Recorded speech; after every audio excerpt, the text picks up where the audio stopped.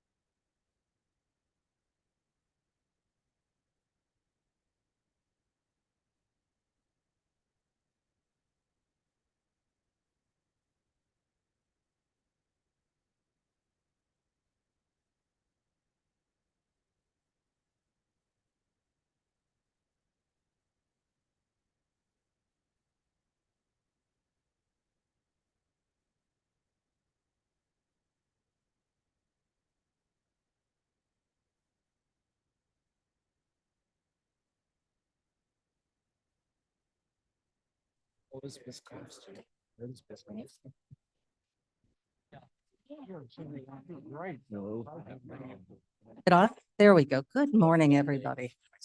Welcome. Alrighty, we have quite the crowd today. So I'd like to call the meeting of the county board to order, please. It's Tuesday, June 10th, and it is 9:51. Call the roll, please. Alan present. Arroyo, Earl here. Bates, Berman, Birdie, Already here. Garcia, Garcia here. Gripe, Gripe here. Gums, Comes here. Iqbal, Iqbal present. Juby, Should be here. Caius, Caius present. Leonard, Leonard here. Lewis, Who's here? Linder, Linder here. Molina, Molina present. Penesis, Genesis remote. Roth, Here. Sanchez, Bethman, Present. We're just present. Tarver, Tarver's here. Tepe, Tepe here. Williams, Here. Young, Here. Pirog. Here. You have quorum in the room. Thank you very much. Can we allow Mr. Penesis? He has a family matter. No objections. No objections. If you can fully participate. And Birdie. Oh, Mr. Doherty, yes, sir. And Mr. Doherty as well. No problem, Mr. Doherty. You can fully participate as well. Welcome. Okay, Pledge of Allegiance, Mr. Iqbal. Madam Chair, for both Pledge of Allegiance and the invocation, I have invited Deacon Cole Dixon from Evidence. And Mr. Dixon, welcome. Second Baptist Church, which represents the largest African American congregation in the area. Mr. Deacon.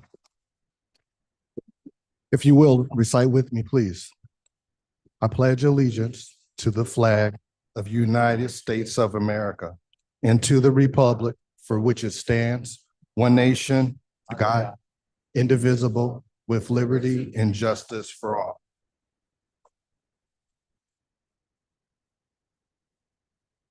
Morning. Today, I would like to thank the county board, chairwoman, Kane County Board Member Iqbal for having me here to also conduct the prayer. And I am of the Christian faith. Jesus is my savior. And I also do recognize that there are also other religions. But today's prayer would be to my Lord and Savior, Jesus Christ. So if you will all, if you would like, pray with me. Our Father, which art in heaven, hallowed be thy name. Thy kingdom come, thy will be done in earth as it is in heaven. Give us this day our daily bread, and forgive us our trespasses as we forgive them that trespass against us. And lead us not into temptation, but deliver us from evil. For thine is the kingdom the power, and the glory forever and ever. Amen. I'm also going to do a more specific prayer for today's meeting. We come before you today with humble hearts, lifting up the Kane County Board and all those in service to the community. Grant them wisdom beyond their years, courage grounded in integrity, and compassion fueled by your love. For the board members, give them clarity of mind to discern what truly serves the people. May each decision reflect justice and mercy, strengthen their resolve to act not for personal gain, but for the welfare of all, especially with the weakest, marginalized, and the voiceless. For the residents of Kane County, bind us together in unity and mutual respect. Inspire us to love our neighbors across differences of race, creed, and station. May we support our leaders with grace, hold them accountable with civility, and contribute thoughtfully to the shared life of our community. To the greatest good, guide every voice and vote toward outcomes that honor dignity, protect creation, foster opportunity, and promote peace. Lead us in building schools, healthcare, infrastructure, and programs that lift up every family in Kane County. Let prudence and foresight shape policies today that will bless generations to come. In all things, above all, help us seek first your kingdom and righteousness. Anchor us in hope, renew our strength when we grow weary, and ignite us in vision for flourishing, compassionate, and community. And my God, my Lord Savior, Jesus Christ's name, I pray. We pray. Amen. Lovely. Thank you, Mr. Dixon.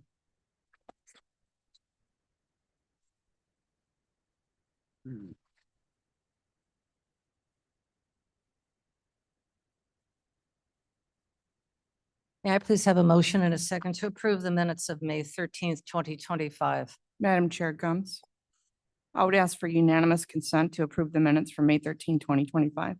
Ms. Gomes, do we have unanimous consent? Yes, yes, sir. Madam Chair, I had pointed out two edits to the draft and sent it to Christine, and she agreed to change it. So Okay. I would move that the amended version be approved. Okay, As I will amend my motion for unanimous consent as amended. as amended. Okay, do we have unanimous consent as amended? Yes, no objections from everybody? All right. Move on.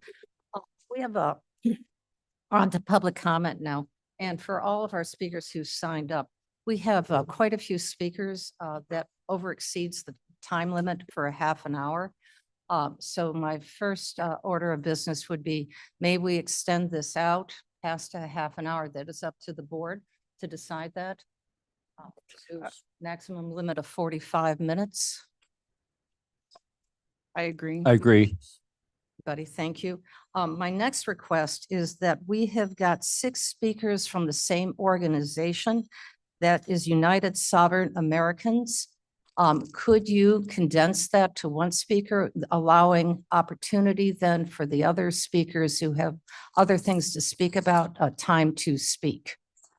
I would ask that of you. If you can please confer with that. 6 speakers, I'm sure you can condense that into one presentation or the minimum of 2, because there may be the same message that goes out. And I want to make sure that everybody here has an equitable voice. Oh, you have the opportunity, sir. But I want to make sure that there is other speakers as well, because there's just not enough time. That's the only reason why, just a courtesy. If you so choose not, I will stagger it a little bit so we can hear some other voices, but it's not my intention to bump you out. So I'm being forthcoming and asking a favor. No disrespect to your organization at all. So our first speaker today is Adam Pauley.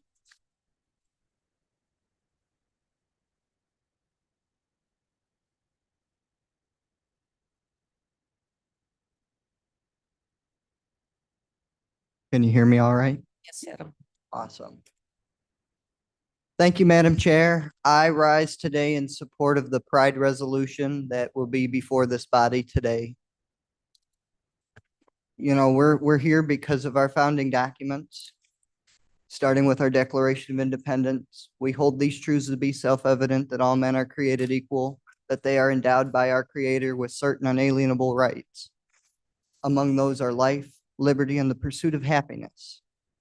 That is the core of where we come from. And our rights from our founding documents derives from natural law. And that includes people's lives to live freely, to pursue happiness. People ask why we do resolutions like this. It has never been illegal to be straight. No one has ever been killed for being straight. We oftentimes, very recently in our county, we have had acts of hate that have happened and attempts at erasure of our identity, of our people. They're going to be cutting off the suicide hotline for our LGBT people, a hotline that has received in the last 3 years 1.2 million calls. They're going to be attempting to rename one of the battleships that was named after Harvey Milk. When you read about, you can read about Romeo and Juliet at any library, but you can't read about two Romeos. Those who claim to support the idea of limited government should vote yes on this resolution today. The idea that people have the ability to love and live freely. The idea that we can do what we want with our bodies and in our bedrooms and in our library and in those public spaces. We have every right to exist. We will not be erased. And that is why this is important. That is why we go out and we march. That is why we make sure that we continue to be visible. Because I will not be erased. People like me will not be erased. And we need to come out here when those acts of hate are perpetrated. I had a recent thing at my work where I was threatened because of who I am. And it's unfortunate. That happened right here in Kane County. But I got it good compared to what happened in Carpentersville. We can do better. And that is why we do a resolution like this. And anyone who claims to believe in limited government should vote yes on this resolution today. Thank you, and I yield the floor.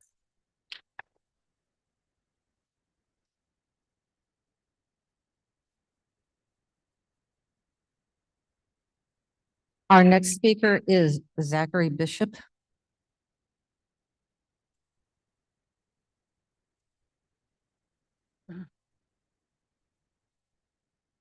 Good morning, board members.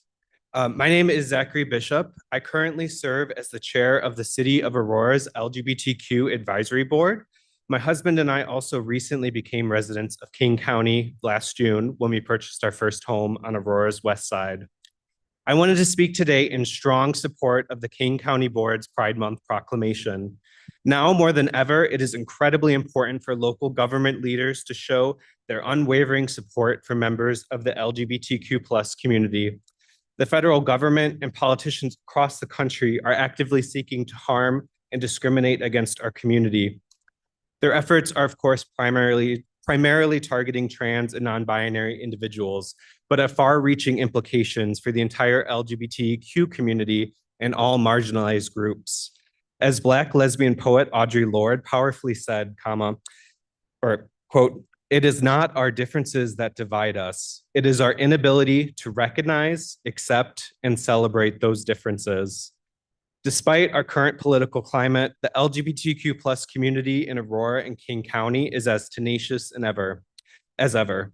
This past weekend, thousands of folks from across the western suburbs came to Aurora and Elgin to celebrate Pride Month at each city's respective Pride Parade and other events. The theme for this year's Aurora Pride Parade was resistance and resilience, which I think embodies the spirit of all Pride Month events. We, as the LGBTQ+ community, will always stand up for our rights.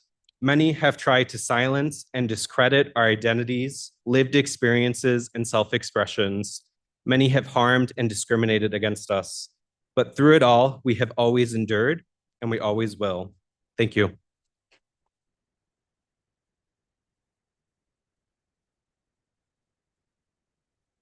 The next speaker is Genie Mayor.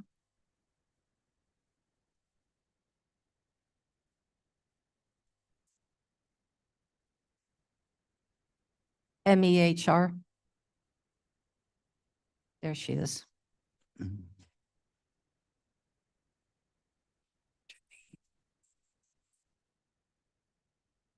Good morning. I had asked for a piece to be up there. Thank you.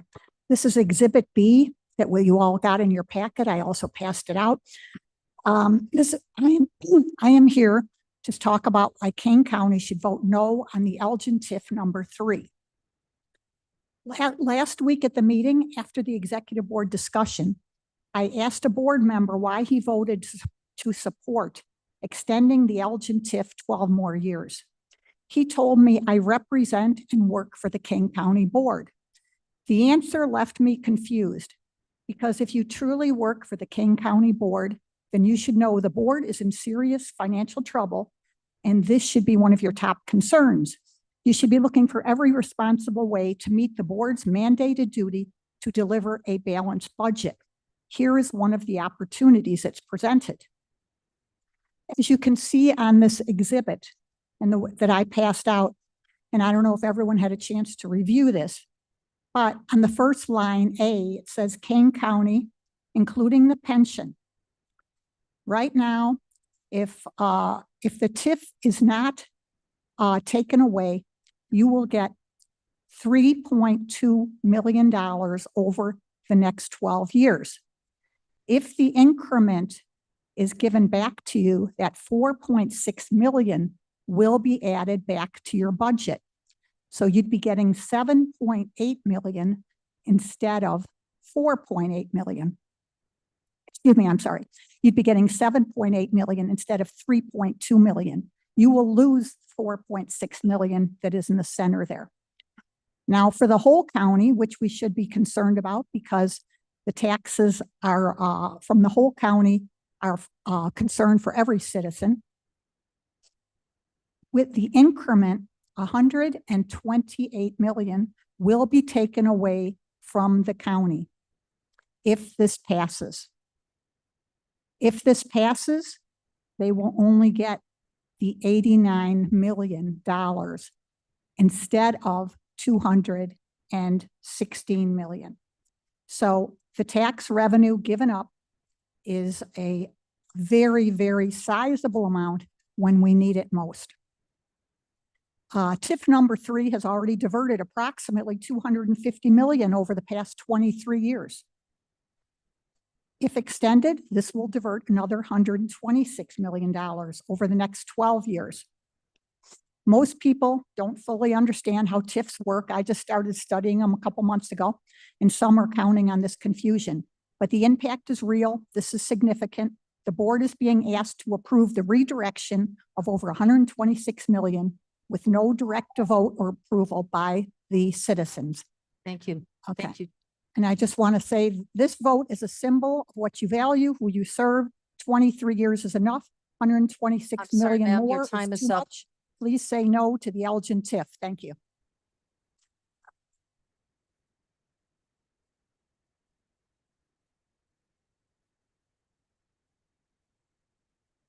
The next speaker is Mark Adaman. Mark?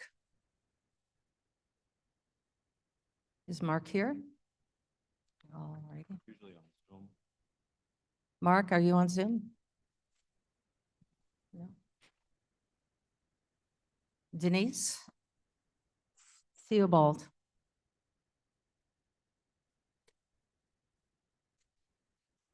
Morning. My name is Denise, and I'm a resident of Kane County, and I am here to thank the board for the work it does. I, however, am also here to point out that as a taxpayer, I expect that all of you work together with the people of this county in mind, not for political and personal gain.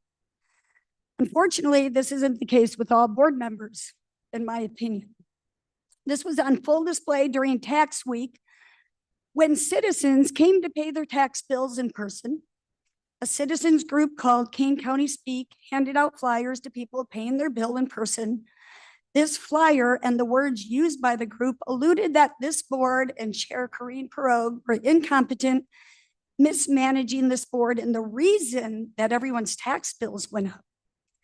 Pretty misleading and disingenuous, since only 4% of our tax bill goes to this board, and that money pays for many, many services, including our police, our public safety, our state's attorney, our courts, election security, economic development, roads, transportation, farmers, veterans, senior assistants. I can go on.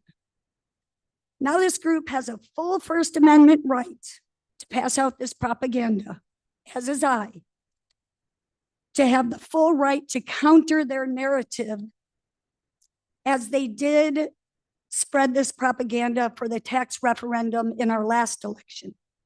However, what disturbs me, and I believe he's not here, is that Mr. Lawson is the ringleader overseeing these attacks and has been attacking this board for years now. If he was here, I'd say, Mr. Lawson, how does this help the board? How does it help the people? How does it help the community? How is throwing sand in the gears of this board and spreading BS to help this community? Or does it just help you make the board look bad with your goal to help Republicans gain seats on this board? All for a political agenda. Also, we don't want your short-sighted Doge solutions. We don't want chainsaws to our budget to slash jobs, to slash pay, and many needed services. Is that what you think the people want? No, you can keep your Doge. And I would say that the group Kane County Speaks, your views do not speak for most of Kane County. And your slogan, Make Kane County Great Again, well, also disingenuous because Kane County is already great. And on a final note, I want to thank the board in advance for your proclamation of Pride Month. Your inclusiveness makes this a beautiful place to live. It's a reason we moved here. We, my wife and I, feel safe, and we're able to thrive as a community member because of that. We love living here. Thank you.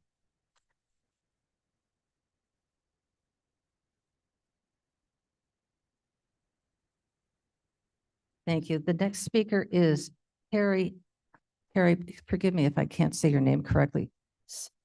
Cilic? There you go. Thank you.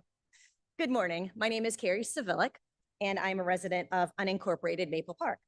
Since 2022, and as recently as your last meeting, you've had to vote on special use petitions for solar facilities.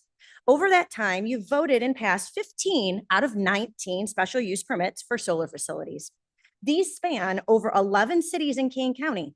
Currently, there are 4 facilities that appear to be fully constructed. One of the mandated requirements for the special use permit is to have a vegetative screen. Vegetative screens are a condition of the approval. 3 of the constructed facilities have vegetative screens on their site plan. Petition 4618 on Route 38, Petition 4617 on IC Trail, and Petition 4613 on Route 20. And as of yesterday, none of these facilities have a vegetative screen. Now that you've been seeing solar facilities for 3 years, I urge you to revisit and adapt the language of your county solar ordinance. Kane County requires a vegetative screen, and if you look up the definition of a vegetative screen, it is the planting of vegetation to serve as a visual screen to obstruct the view. Yet you have some companies come with petitions that propose 3-foot trees spaced 30 feet apart, and others that come with 5-foot tall trees spaced 10 feet apart. Many other counties have specific language about minimum tree spacing and density, and I urge the county to adopt similar requirements. You may also want to put in guidelines as to when this screening should be planted. If the purpose is to obstruct views of the solar facility, then why isn't the vegetative screening planted after the fencing has been installed so it can start to grow and serve its purpose? Finally, I reached out to the county weeks ago about the missing vegetation, and I didn't receive a response. There needs to be follow-up on these approved zoning petitions to make sure these companies are held accountable to the requirements for special use permits in Kane County. I yield my time and thank you. Thank you.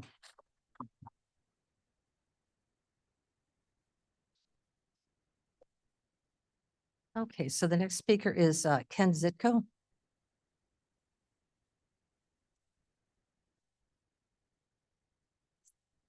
Hi, so before I begin, if we could stop the clock for a moment. You asked us to reduce our 6 speakers to 2, Yes, please. so we can do that. Thank you. We don't appreciate not being given the opportunity to speak. 6 people came here today complying with your schedule. Thank you, to Mr. speak to Zitko. you. We'll accept the 2, and you're welcome to come. The other 4 remaining can certainly come take turns to any of our other board meetings. So shall we begin? Thank you very much. I'd also like some latitude. My wife and I will be trying to get through this presentation in 2 readers. So 6 would have had Thank you, sir. 18 minutes. So if we could have a bit more than 3 if we need it. And your time is beginning. So here we go. Thank you. Hello, my name is Ken Zitko.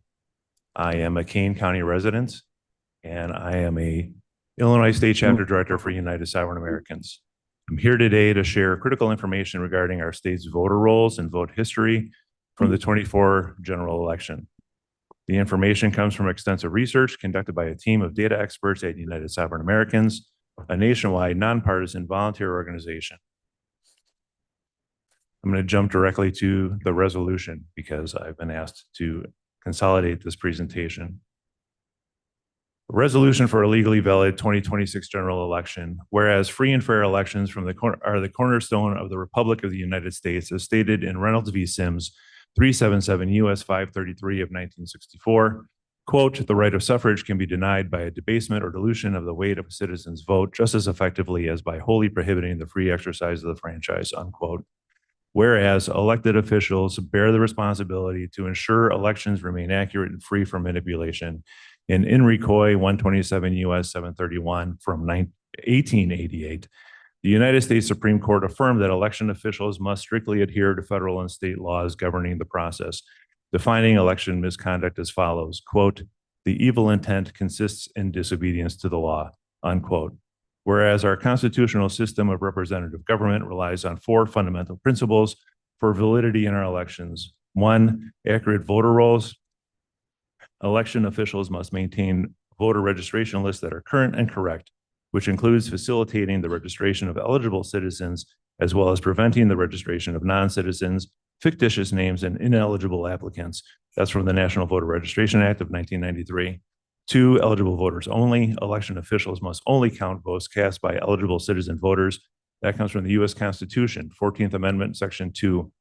3, vote reconciliation. Election officials must ensure that the number of votes counted matches the number of participating voters. And 4, system accuracy. Voting system must achieve accuracy standards set by Congress by limiting ballot counting errors to no more than 1 per 125,000 ballots. This comes from the Help America Vote Act of 2002. Election officials must substantiate assertions of accurate outcomes with transparent records.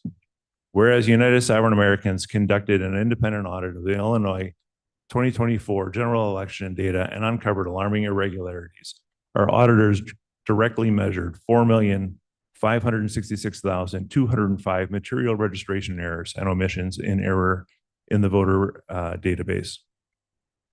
1,045,659 votes improperly counted from these ineligible uncertain registrations, 56,164 excess votes counted beyond the number of voters who participated with no explanation for their origin, 1,045,613 vote violations exceeding the legal error threshold, where only 46 errors were allowed under federal law. Okay, The sir. audit findings Thank you very indicated much. severe violations of state and federal election laws and potential fraudulent Thank you. certification.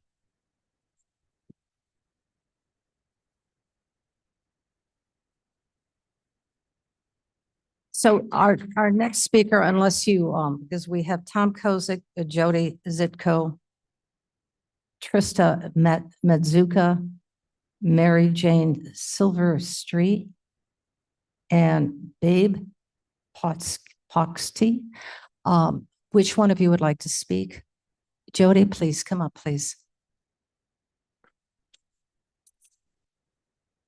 My name's Jody Ziko. I've been a resident of Kane County for 22 years. I've been paying taxes here for that long. And I'm also a co-director of United Sovereign Americans Illinois chapter. The audit findings indicate severe violations of state and federal election laws and potential fraudulent certification, whereas election accuracy is defined as the ability to capture and report voter selections without error, by definition, only eligible citizen voters.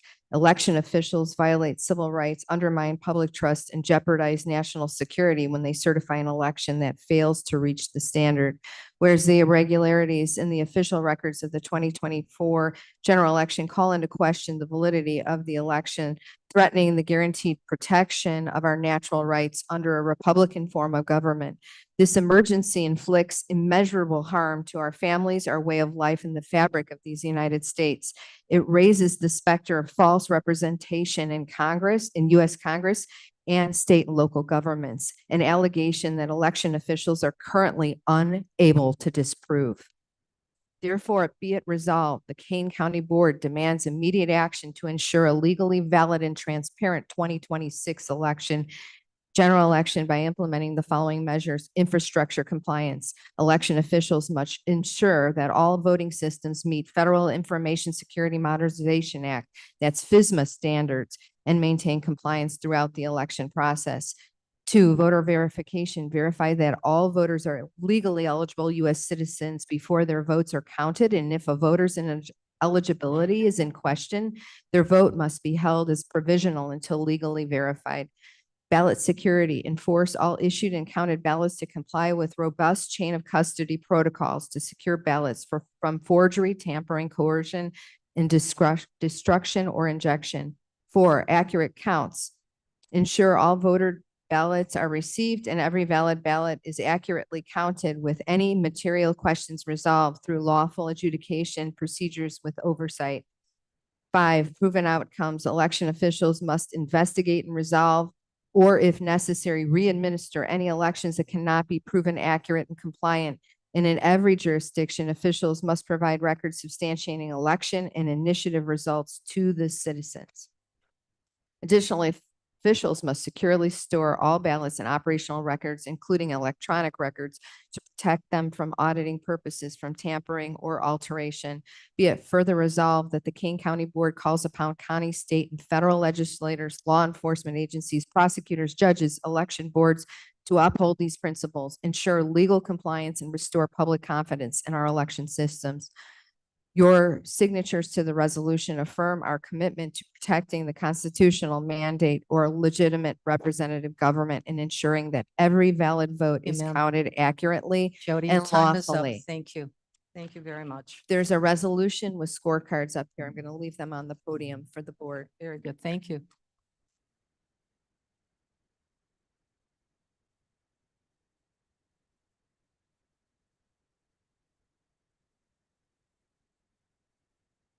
The next speaker will be Kathy Flesburg.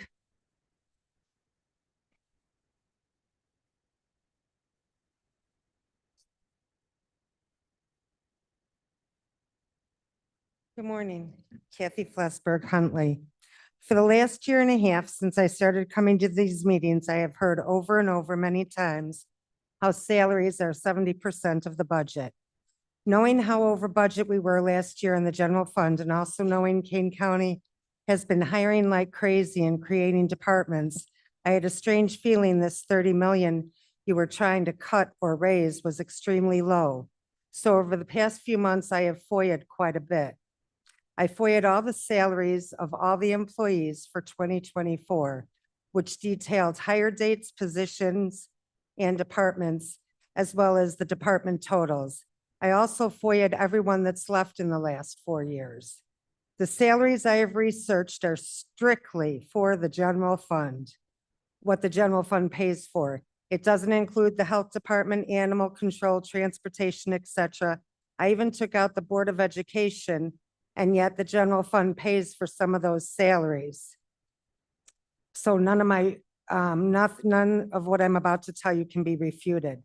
Not including any election judges, in the last 4 years, Kane County has hired 821 employees. They started the year with 2,516 employees, and 232 left last year. Just last week, I heard somebody say we had 1,500 employees. You're 1,000 off. And now the important part is in the last 4 years, there's been an additional 59.3 million added to the budget due to the employees' salaries. Of this, 51.3 million is the general fund. And I only added 25% for taxes, workman's comp, unemployment, IMRF. Normally, you should add 30 to 40%. So my number of 51.3 is low. In the end, the salaries for the general fund come to $134 million. Your budget is 139. You think you have to come up with 30 million? Try more like 75 million. We are already over budget. And you guys don't even know because you're given 500 pages of a budget and you have to put everything together and you don't have time. There is no way that any of this can be refuted.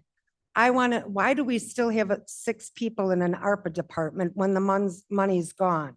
It's $250,000. Diane Feinstock, $150,000 a year she makes. Why? I mean, why do we still have, there's 58 positions available on the website You right ma'am, your now. time is off. Thank you And very the much. budget says Thank you're you. going to hire 75 more Kathy, people this thank you year. so much.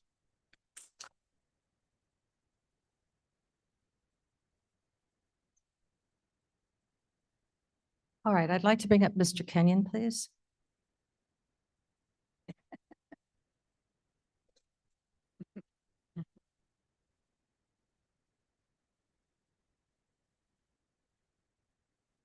Good morning. My name is Mike Kenyon, and you know who I am. 20 years on this board, and it's a pleasure to speak to you. I have my honor, I'm going to speak about a man named John Jonak, who we'd like to see appointed to the Regional Office of Education. I asked them to send me some material on him, and the first one is the certificate of eligibility. He's the only one that has this certificate. 20 years in the military, retiring as a master sergeant. He returned to civilian life as a teacher. He has 3 daughters, one of which lost her life to a drunk driver. So he's the real deal. I think that we would be well to appoint this man. I have a whole bunch of stuff to read you, but I don't want to make the sheriff get up and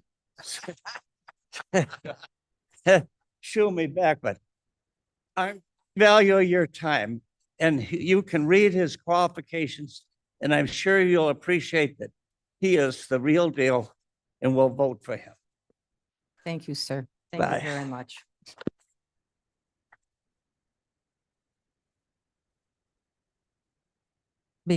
Carol Giski. Carol?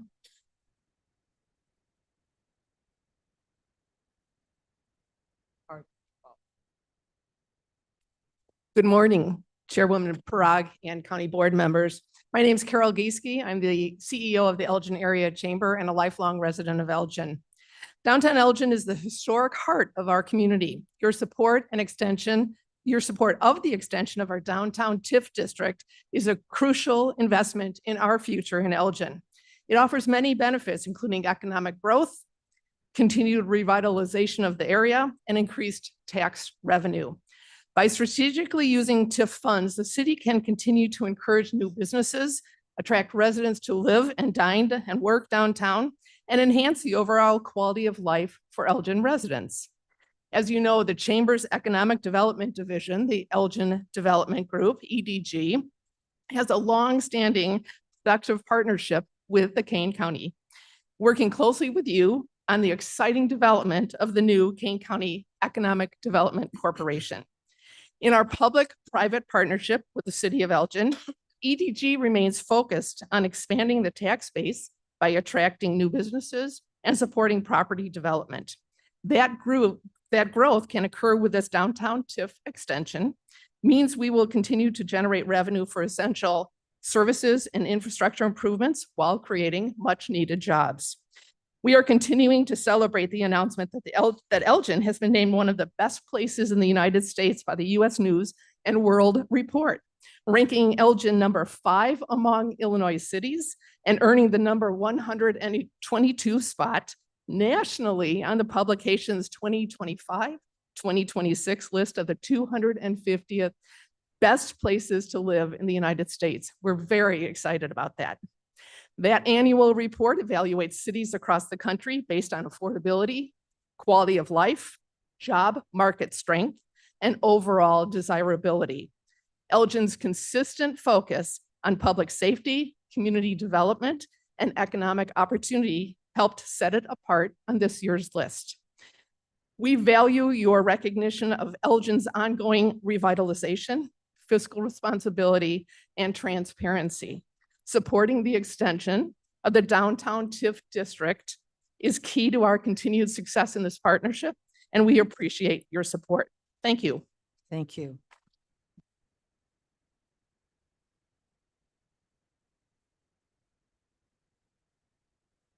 We've had 10 speakers. How are we doing for time, sir? Currently, after the 10 speakers, we're up to 25 minutes. Okay, very good. So we'll continue on then. The next speaker will be Genie Mayor.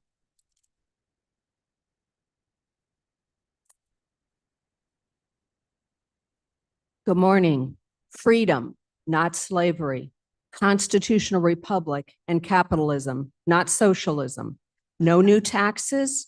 And let's have open discussion from science and medicine to the green agenda, debatable facts, not just emotion.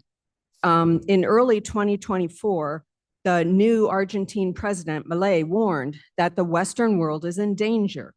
It is in danger because those that should defend the values of the West, us, have been co-opted by a vision of the world that leads to socialism and therefore poverty. In recent decades, the main leader of the Western world have abandoned the cause of freedom to collectivism, some well-meaning, willing to help others, but others wanting to maintain the long-term privileged caste, like we escaped from England years ago with the colonies, abandoning freedom for collectivism. Collective experiments are not the solution to the evils of the world, but they're the root cause of them. When Argentina adopted the model of freedom in 1860, in 35 years, they became a leading world power. Number 4. But when they embraced collectivism for 100 years, they went to 140th. And by the way, 100 million people were murdered in the 1900s by socialism. We're all peons here. They don't value us. And finally, heaven forbid, some words of Tucker Carlson, who is not my God. Citizens are free to say what they think. Subjects aren't. Sadly, the question of whether we are citizens or subjects has become politically controversial in our country. A clear sign of this is the attempt to suppress the expression of obvious truths, such as the fact that boys cannot become girls or vice versa. Another sign that many of our leaders consider a subject is their denial of our right to decide who is allowed into our country. Indeed, they tell us that if we complain about mass illegal immigration, we're racist. And just to end, I would say that there's one race, the human race, made in God's image. Thank you.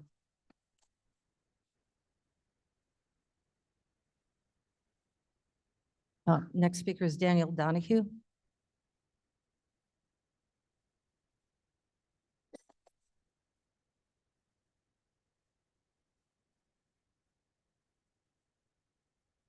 Hi, Dan Donahue, Kane County resident.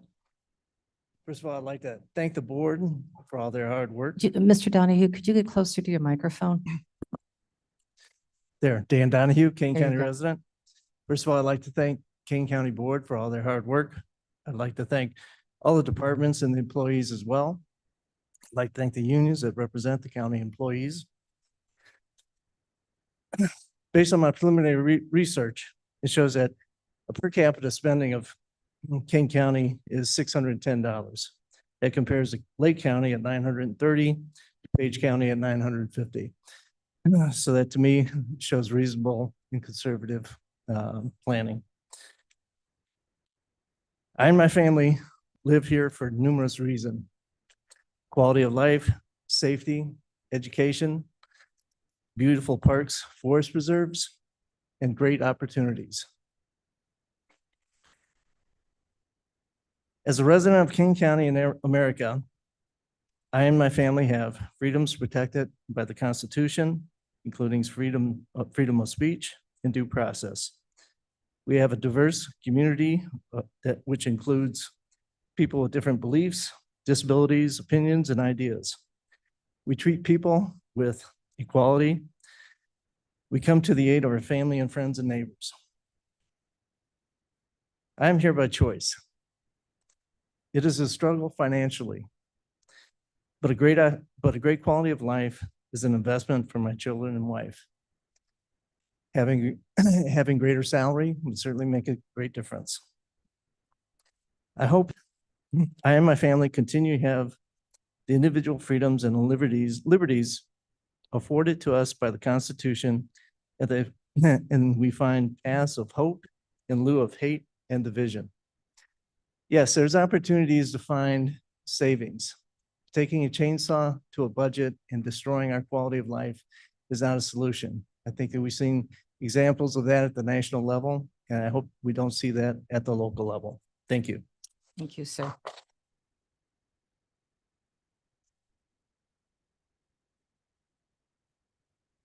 Our next speaker, it will be Mr. Gripe.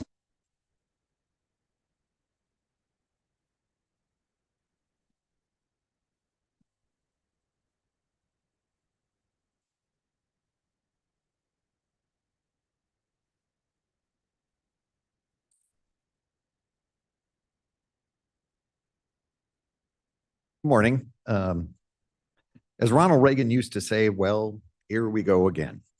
A group elected by people all across Kane County are about to discuss and then vote on some proclamations. That in and of itself is not a bad thing. I have seen and voted for some proclamations that recognize people like our Farmer of the Year recently, or people who have served Kane County over a lengthy career, or worthy organizations that selflessly serve the people of Kane County. You can tell when a proclamation honors not only the people of Kane County, but a person or group that everyone agrees can make a positive difference in Kane. So if this board, elected by every type of person across the county, decides to make a statement, it should be clearly altruistic, not for political reasons. When we propose that a certain cause or group should be supported, you should expect to see no discussion other than approval and congratulations. And the votes for the proclamation should be completely unanimous, with everyone voting should be left with smiles on their faces and warmth in their hearts. And are we representing all the citizens of Kane County when such a vote is not unanimous? I don't think so. We have the opportunity to make hard decisions on legislation that we don't and shouldn't agree with all the time. But when it comes to something to celebrate, as I thought proclamations were supposed to do, everyone in this chamber and everyone outside this chamber should applaud. And why do some proclamations get a whole month when others only have a day? And in many cases, this body does not recognize events that the entire country does. We have only one Veterans Day, Labor Day, Memorial Day, President's Day. Yes, only one day for several presidents. So why the inequity? This body and all our constituents would be much better served if we spend our limited time working on issues to help all of them, like the budget, spending inefficiencies, monitoring ethics, and the behavior of our county government, and most importantly, fostering a sense that we are all working together on issues that everyone can agree on. Thank you.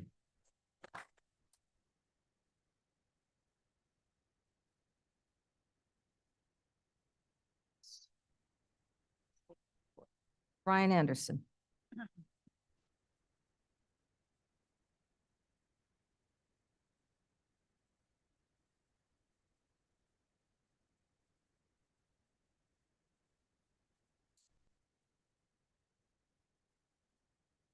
Good morning, Brian Anderson, Sugar Grove. Let me take the board back I've been to all the finance meetings this year, all the special finance meetings this year. I'm delighted that several board members, including Kathy Hopkins, are now discussing this dashboard report, which I think is vital for all 24 board members. You're all stakeholders, and you should know exactly what's going on. One of the speakers got up, and I happen to have a copy myself. And so regardless of salary, where are we year to date with payroll, week to date, month to date? Where are we with the attrition? Where are we with the hires? I've listened to several board members that have great tenure and have recently said, well, I think I finally should take a look at what the budget's all about. Everybody needs to be accountable and everybody needs to be partaking in the budget. Now, let me take everybody back to February 10th. It was when you were doing your awareness tour. One of the board members, a Democrat who I like, not going to mention that person's name today, when asked by a constituent, "You're right, ma'am, we have been kicking the can down the road for several years," which tells me everybody knows that we've been in a budget deficit problem. Now, fast forward to May 29th, May 15th, we had compensation committee meetings. I've heard the board, I've heard the finance. Everybody needs to participate. Glad to see the sheriff here today. Glad to see Jamie, the state's attorney, here today. You're expecting all of these departments to trim and prune and look. I'm calling on you to do the same thing. I'm calling on you to lead by example. I'm calling on you to figure out how to either amend or suspend or reverse your pay increase, which isn't due until December of 2026. It's symbolic, really. It only saves the county 120 million, but pennies always add up. And if you're expecting every single department to prune, trim, and review the budget, it starts in this room with this group. So lead by example. I want to hear one of the Democrats or one of the Republicans go, I think we should do that.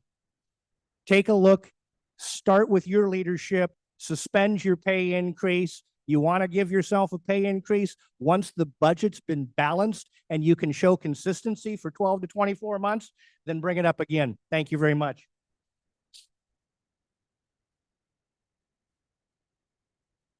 The next speaker is Stephen, is it Leffler? Yeah, there we go. Hi, everybody. Steve Leffler. I'm sure you all recognize me by now. I'm sorry. Can you hear me now? Good? Yeah, very Thank good, you. Steve. Okay. I came to talk about biking. Everybody down in Springfield apparently is not putting together a proper budget for regional transportation.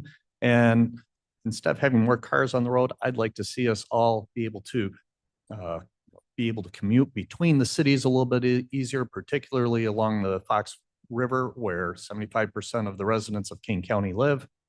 And there's not a really good way to do it. Right now, we have a couple of bike paths going up and down each side of the river, and each city kind of doing their own thing. And I know a couple of years ago, we put together, the county put together a plan for biking, but it's not meant for real transportation for people who live in Elgin and work in St. Charles. Some folks who maybe can't afford a car but need to get to work down there. When the bus services are cut, when they rearrange whatever they're going to do with PACE and the RTA and the Northern Illinois transportation, this is going to become an issue where people just can't get to work. So if we could coordinate between the towns, direct paths, such as, well, I was just in Montreal and I was just in Madison in the last month. And these towns are serious biking towns. They have a culture of biking, and they're not particularly warm towns either, but they coordinate throughout their community so that people can get to work without using a car. And I'd like to see that happen. The second item I wanted to address real quick, and I got a minute and 14, regarding the TIFs. I know some of you are for, some of you are against. I personally have an experience with that. Was the owner of Suburban Tire for 35 years. And in Hanover Park on Lake Street, you guys I'm sure anybody who's driven down there may have seen our store there. That was the greenest store in the world. And part of the reason why I was able to do that was because of TIF money from the city of Hanover Park or Village. It took a store that was making $40,000, $50,000 a month in revenue and ramped it up to $200,000 a month revenue store. So it costs money on the front side. You're gonna lose your tax dollars that initially over that 12-year period, but there's going to be a great gain to the community, enhanced revenue and overall everything else. Thanks. Thank you.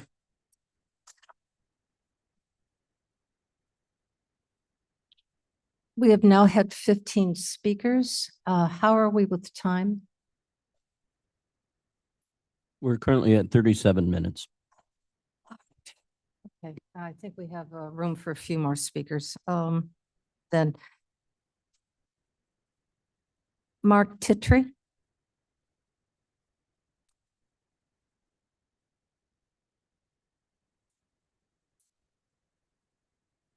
Thank you. My name is Mark Titry.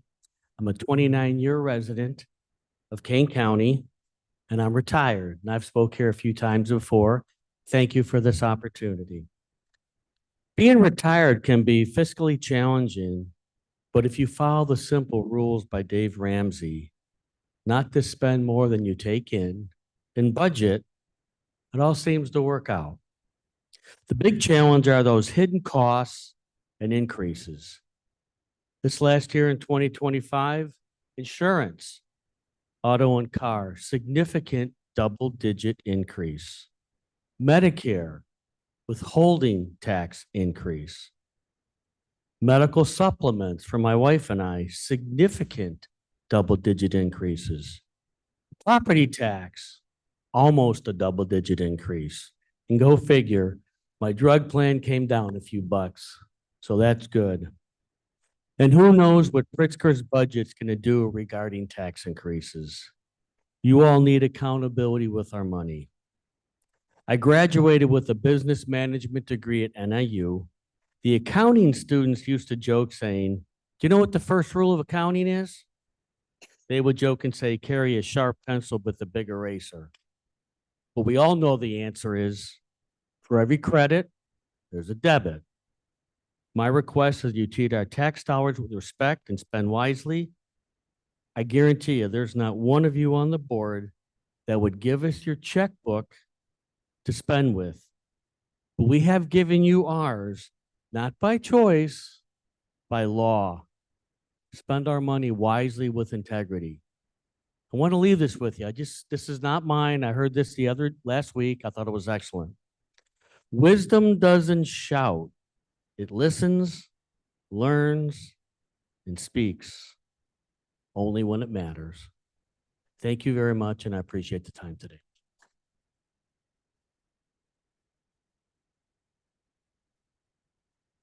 The next speaker is Yvonne Dinwiddie. Yvonne?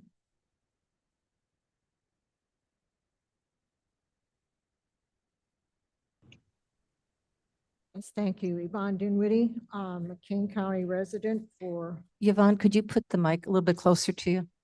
Kane County resident for 40 years. Sorry, the purpose of a TIF is to encourage economic development in blighted areas. The EAV of $87,414,399 has been frozen in TIF 3 for 23 years, and the base revenue of $7,451,640 is all the money that taxing bodies will get for that entire time per year. Although the base is frozen, taxpayers pay 100% of the EAV and increase in EAV. Taxes are not frozen to the taxpayer. Any amount of EAV increase in taxes goes to the TIF for disbursement as development incentives and investment. PTEL is supposed to be a taxpayer safeguard against taxing bodies raising taxes without limit and ensuring taxpayers get to vote on whether to increase taxes, but it goes out the window when a TIF is installed.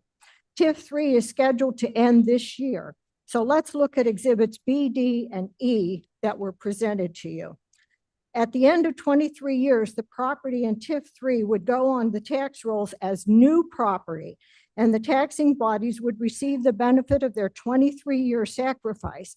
Using 2024 values on exhibits B, D, and E, the EAV would increase from $87,414,399 to $172,460,331 after exemptions.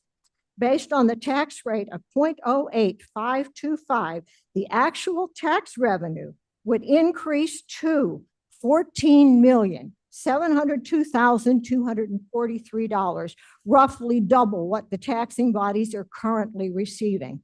So that increase of an additional $7,250,603 can be labeled as the annual opportunity cost of extending the TIF for another 12 years. But that would only be the minimum, because the taxing bodies would also have to forego the increase in EAV for the next 12 years if the TIF is extended. Meanwhile, the corporate and developers will continue to receive the benefits of the increases in value, while tax-paying bodies will only get the base of $7,451,640. If the TIF is not extended, corporates and developers will still continue to receive incentives such as facade grants and so on. I urge you to vote no. Thank you, ma'am.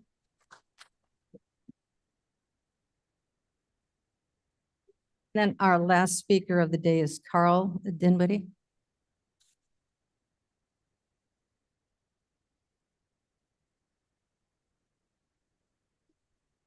Taller than Yvonne. Last week, I spoke at the executive committee meeting about the true cost of TIFs. Today, I'm just going to summarize, since your agenda today is so long. The main advantages, main takeaways were the large amount of TIF increment payments that were taken out of Kane County property tax revenues. In 2014, $129 million were taken out of county real estate tax revenues for TIF extensions.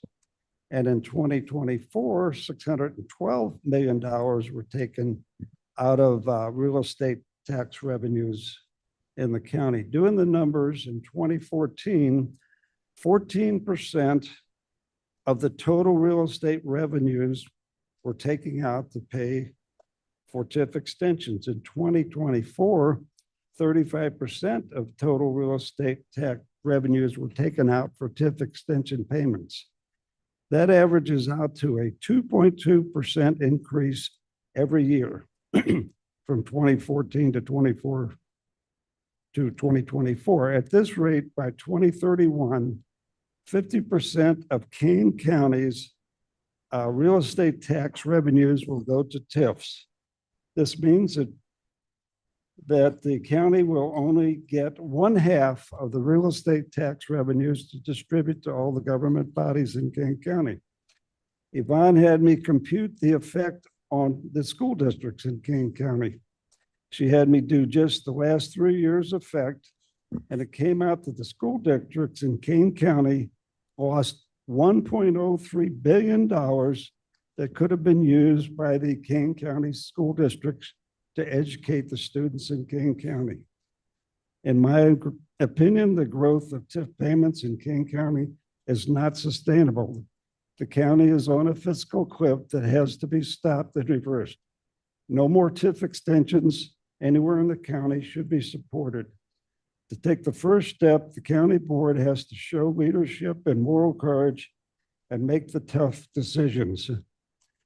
The RTA and CPS are on fiscal cliffs, $755 million for the RTA and over $300 million for CPS, because there are 375 TIFs in Cook County, of which 136 are in Chicago. Moral courage is needed in Illinois, and it can start with this Kane County board to do the right thing, stop all the 12-year extensions, and reduce the number of TIFs. The RTA and CPS are on fiscal cliffs. 775 million for the RTA and over 300 million for CPS because there are 375 TIFs in Cook County. Thank you, sir. Yeah.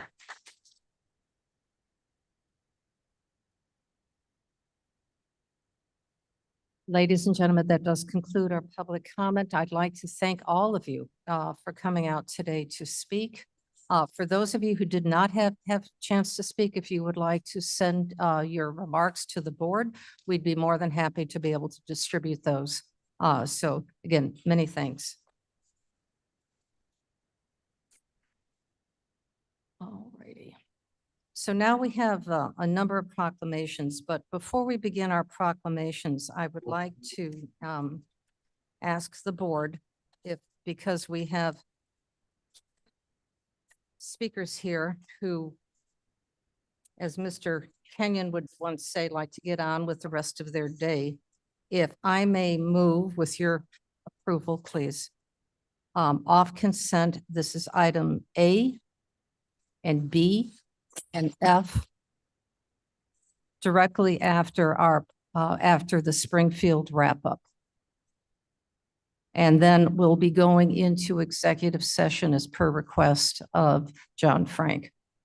So this is off consent, item A, item B, and item F. That makes sense. Do I have your consent to move those? This is off consent, to move them just ahead of time. No, whatever's, yeah, Yes. makes sense. Yes, okay. 12A and 12B. 12A and 12B. B She wants to go off consent, so that we can- and A, B, and F. Okay. All right, very good, thank you. Off consent, ma'am, A, B, and F. Talking about item 12. 12, right? 12, 8, 12 on the agenda. 12, or Of consent. 12A? Yeah. Other matters. End of consent agenda. Okay, yeah, It's already off consent. Yeah. And it's 12. under resolutions, ordinance, and other scheduled matters. Okay, Item 12. yes, item 12. Yes, sir. That's what. Absolutely correct. Absolutely correct. For the Springfield wrap up. So thank you very much. All righty, so now our proclamations. We have 4 proclamations today, and Mr. Sanchez is not here, I believe. Mr. Sanchez, are you online? I'm online, Madam Chair, but Ms. Juby is present, and I think it would be appropriate for her to read this proclamation. Okay, excellent. Ms. Juby? Thank you. I'm not happy about this proclamation. And- This is and Del Ms. Juby, Santo. Ms. Juby, could you just get up close to your microphone? Thank you. I'm reading a proclamation recognizing Patricia Del Santo for her distinguished career in educational leadership. Whereas Patricia Del Santo has dedicated more than 50 years to the field of education, shaping the lives of countless students, mentoring educators, and advancing school initiatives throughout King County. Whereas she has demonstrated steadfast dedication in her roles as a teacher, administrator, and elected official, exemplifying leadership, advocacy, and a deep commitment to serving students and families. And whereas as Kane County Regional Superintendent of Schools, Del Santo led the Regional Office of Education, overseeing the development of impactful programs in professional development, school safety, truancy interventions, juvenile detention education, student-centered grant opportunities, and statewide technology initiatives, leaving a lasting legacy of educational innovation and support. And whereas she represented Kane County at the state level through leadership roles with the Illinois Coalition for Educating At-Risk Youth, the Illinois Association of Regional Superintendents of Schools, and other vital education-focused organizations. And whereas Del Santo's career has been marked by a commitment to equity, lifelong learning, and the public recognition of educators while championing the profession of education. And whereas her retirement marks the close of an extraordinary chapter in public service and the beginnings of a new journey focused on her family, including her husband, Joe, children, Kim and Joey, their spouses, Nitin and Amy, and grandchildren, Dino, Max, Addie, and Joey. Now therefore be proclaimed by the Kane County Board does hereby recognize Patricia Del Santo for her outstanding contributions to education and congratulates her on her well-earned retirement.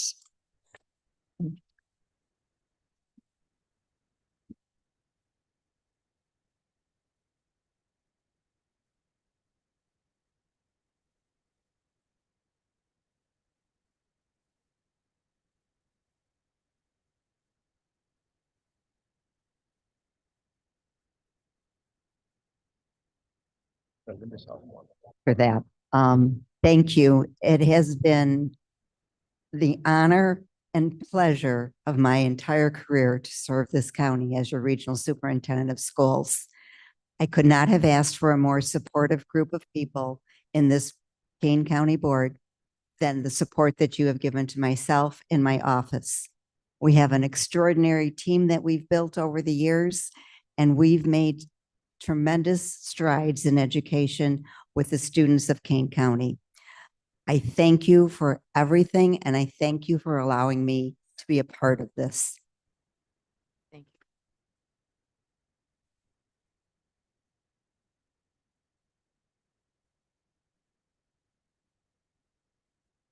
I would like to ask all of us who are former or current educators to join Pat in giving her recognition, please.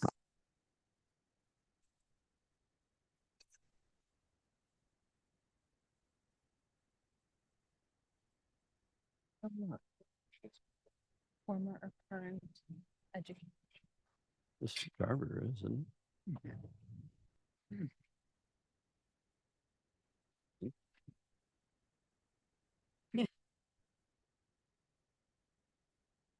No. Thank you. Thank you so much. Oh, I don't want to make a mess here.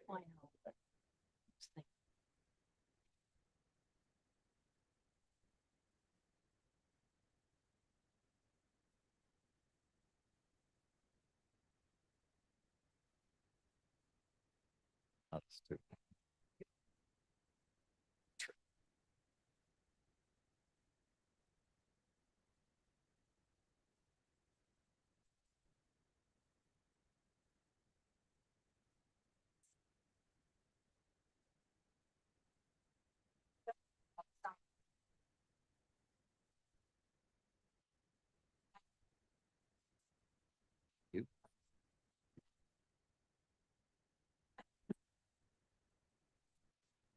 Be a lot of.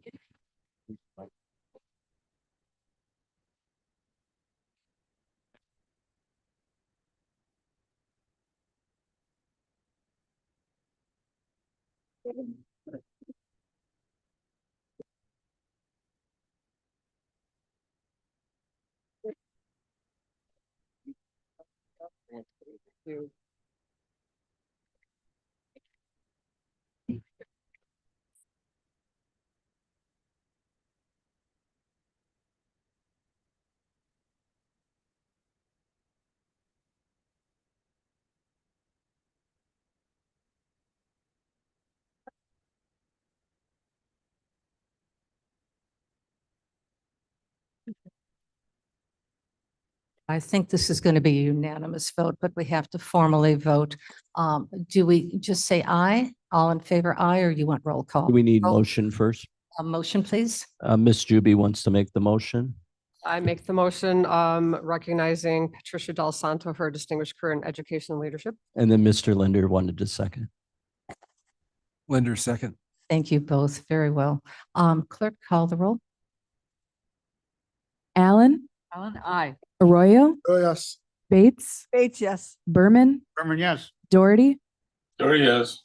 Garcia, Garcia, yes. Gripe, Gripe, yes. Gums, Yes. Iqbal, Iqbal, yes. Juby, Aye.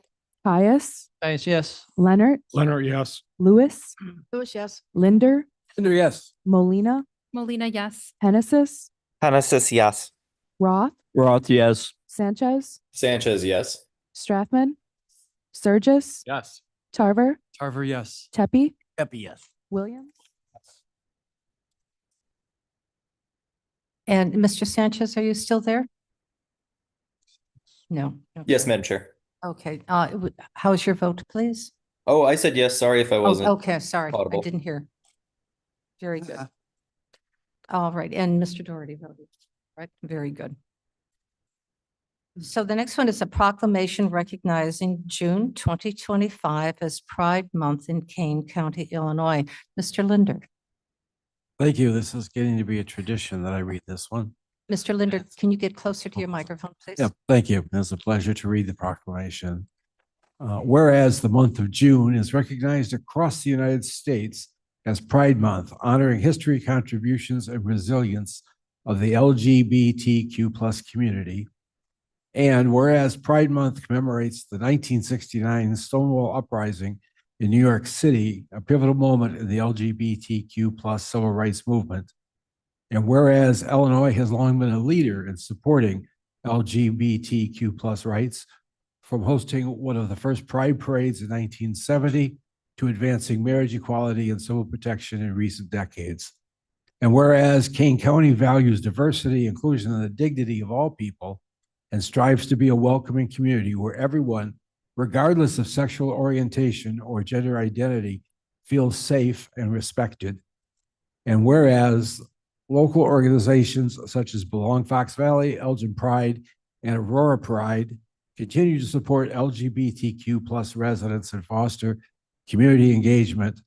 And whereas the Kane County Board recognizes the commitment to equality must be ongoing and work must continue to eliminate discrimination, promote understanding, and ensure that every person can live authentically and without fear. Now, therefore, be it proclaimed that the Kane County Board does hereby recognize June 2025 as Pride Month in Kane County, encouraging residents to join the LGBTQ plus community in recognizing their contributions and promoting more inclusive and respective world for all. I would move adoption of this if I can get a second. I second Mr. Linder's motion. Thank you very much. We have a motion and a second. And who is this going to be recognizing? Who's the recipient of this award? for We today? have somebody from Aurora Pride coming forward.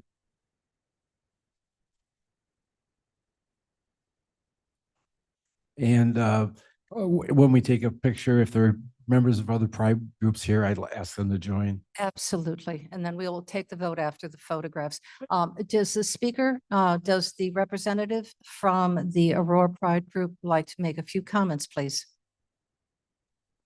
And your name, Gwen? Gwen Ciesla, President Okay. Aurora Pride. On behalf of our own organization and many others, we thank the county in recognizing this month. It's crucial for raising awareness and building equity for everyone. Thank you very much. Thank you. All right, I think it's time for the photographs then. Yeah, I'll say while there are other groups, we asked Aurora Pride to come forward today because they are the oldest remaining group in the county. Are there any other representatives? Please come forward and we'll all take a photograph together. And if you can allow us to have our photograph and then. Okay, thank you.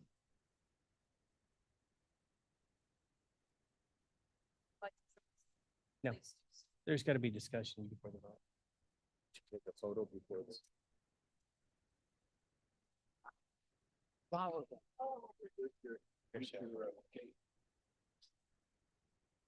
Hey, You didn't wear your Technicolor green. Yes. Mine's a Not funny, John. bit musical.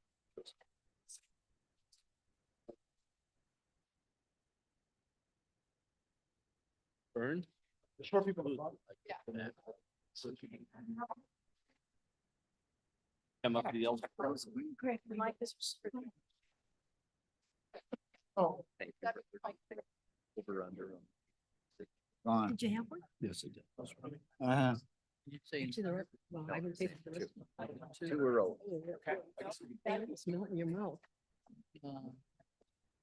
Chocolate. Okay, well, I'll go under. Okay, Say they're all right. probably all good. I got it. No, no, no, start 9:45. Yeah, Proclamation. Now that we've got budget that. Problem. Yeah. This is more. Like an evening one. Yeah. 2:30. I'm good reading. Oh, I'm gonna go for old 70 of this.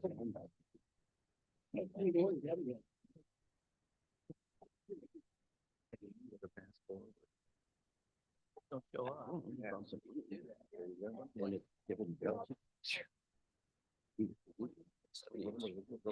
No, not that fast.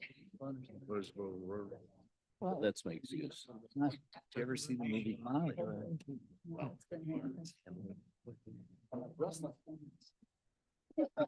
Crazy.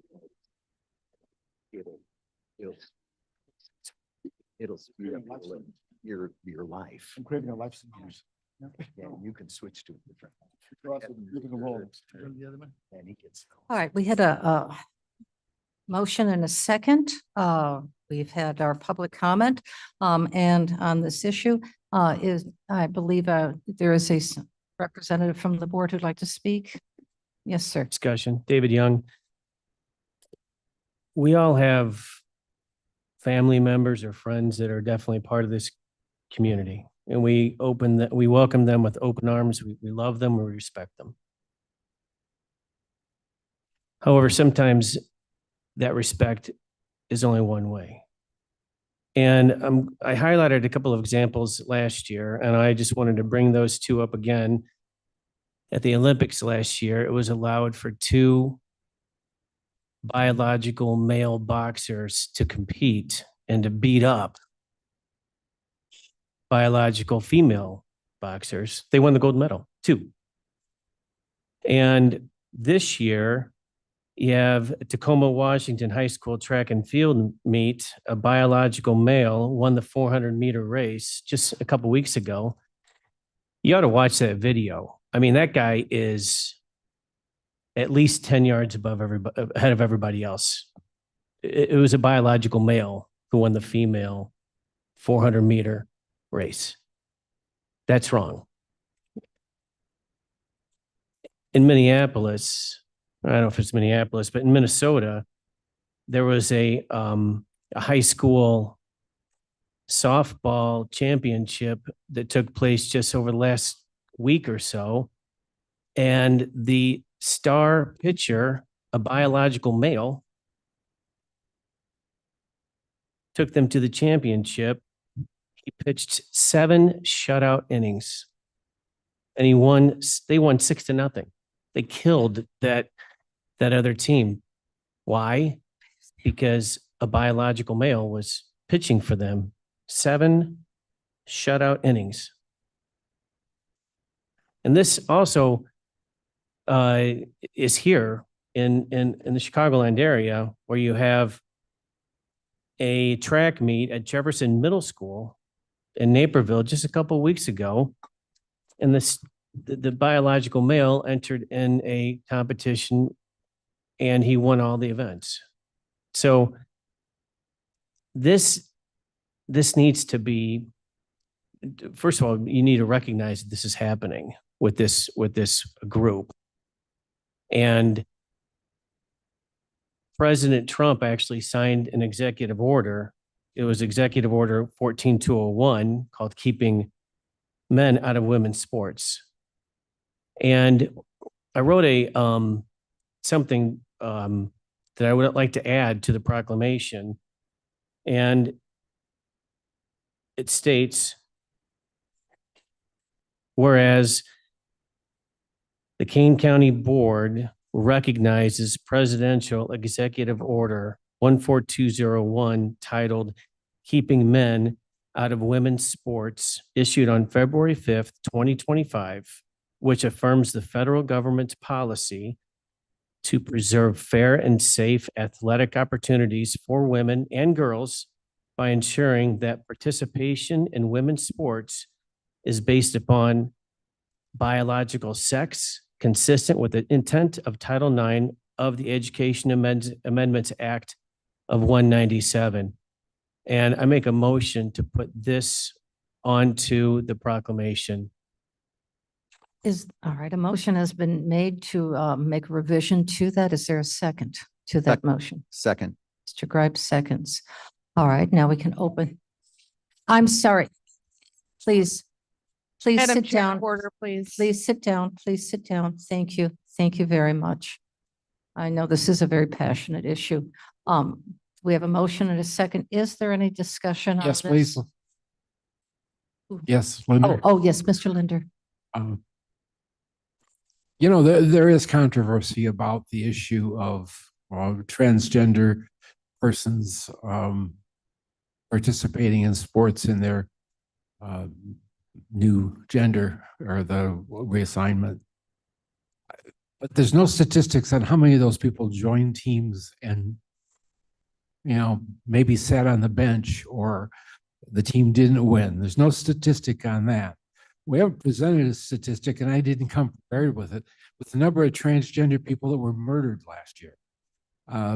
The examples you came up with are probably half of the examples in the world or in the country. It's ridiculous, hateful, and disrespectful to add that to this proclamation, which is a proclamation of support, not a proclamation of condemnation. Here, here.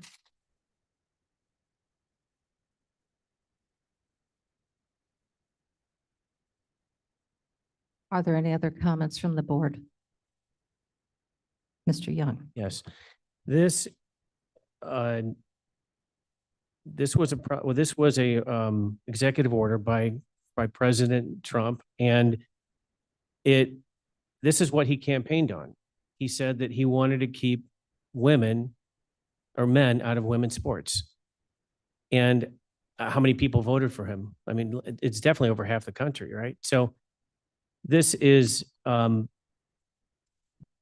don't know how many people this affects, but it's happening. You need to recognize that it is happening, and how many women or girls are losing an opportunity to do whatever, get a scholarship or even play on the team.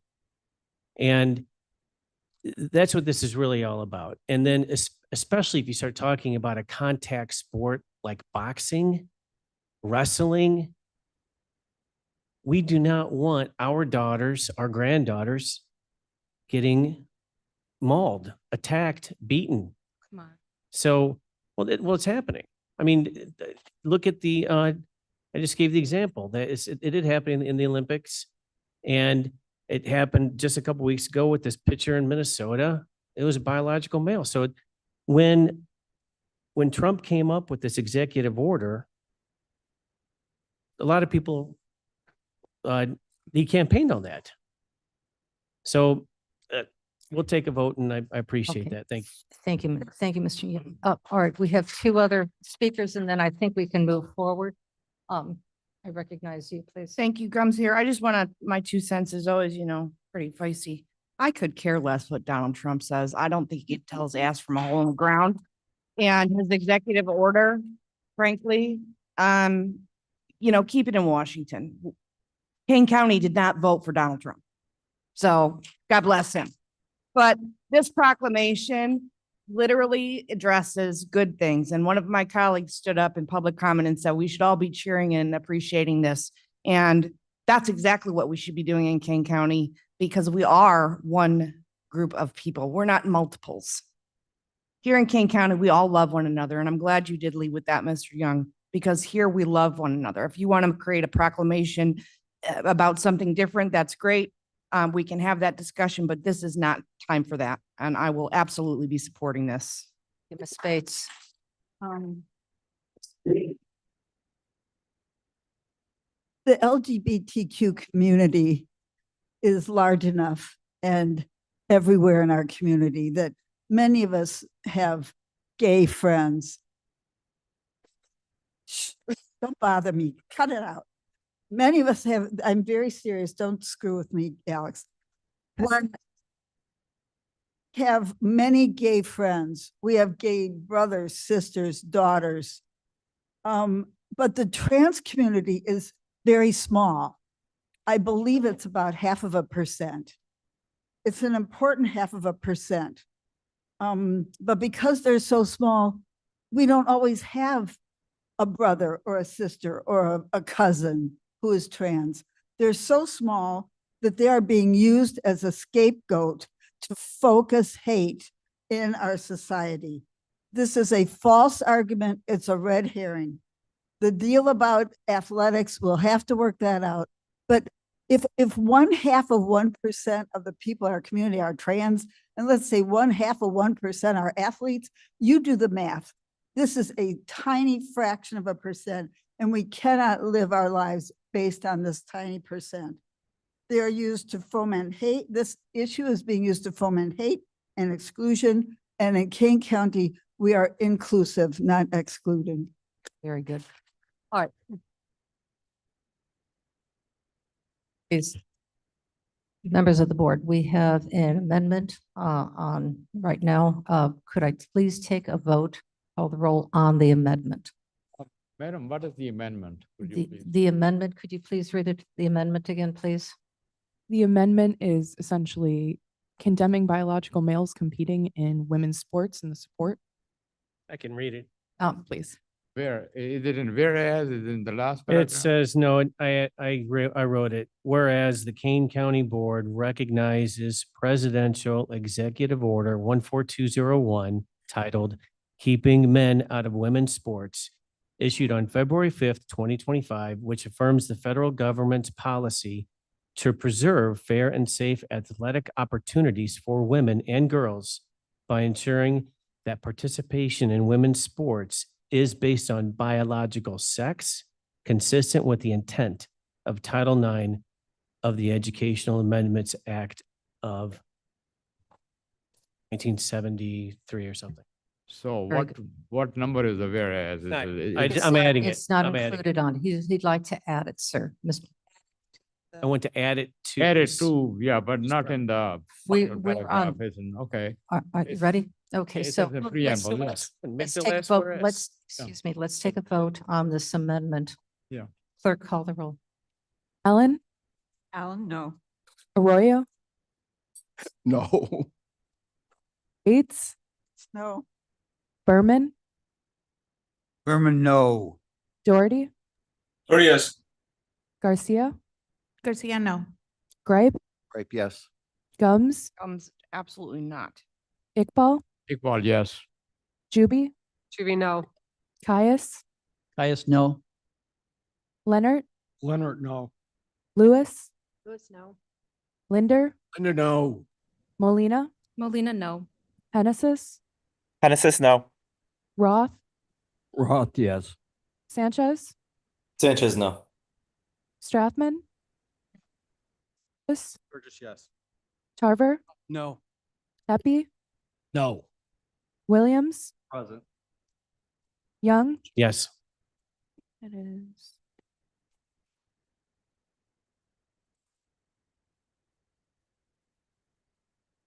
That fails by 17 noes. All righty, so we're now back to the amendment. I think we've had enough conversation on this, on the, I'm sorry, the proclamation. Clerk, if there's no further comment, clerk, call the roll, please. Allen, Alan, aye. Arroyo, Oh, yes. Bates, Bates, yes. Berman, Doherty, No. Garcia, Garcia, yes. Gripe, Right, no. Gums, yes. Iqbal, Iqbal, yes. Juby, Juby, aye. Caius, Caius, yes. Leonard, Leonard, yes. Lewis, Yes. Linder, Linder, yes. Molina, Molina, yes. Hennessis, Hennessis, yes. Roth, Roth, no. Sanchez, Sanchez, yes. Strathman, Strathman, yes. Surgis, Tarver, Tarver, yes. Tepi, Deppie, yes. Williams, Present. Young, No. passes with 4 noes. All right, very good. All righty, let's go on to our next one, which may be, let's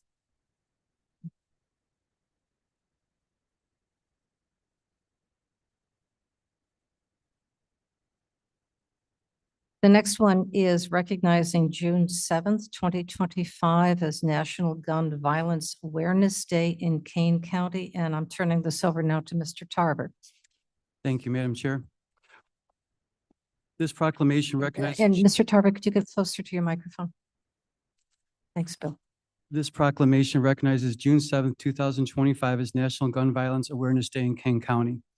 Whereas gun violence impacts individuals and families across all communities, contributing to the loss of life, trauma, and long-term harm, particularly among young people and in communities of color. And whereas National Gun Violence Awareness Day began in June 2015 to honor Hadia Pendleton, a Chicago teenager tragically killed in 2013. Observed annually on the first Friday in June, the day was inspired by her friends and family who wore orange, now a national symbol of the gun violence prevention movement.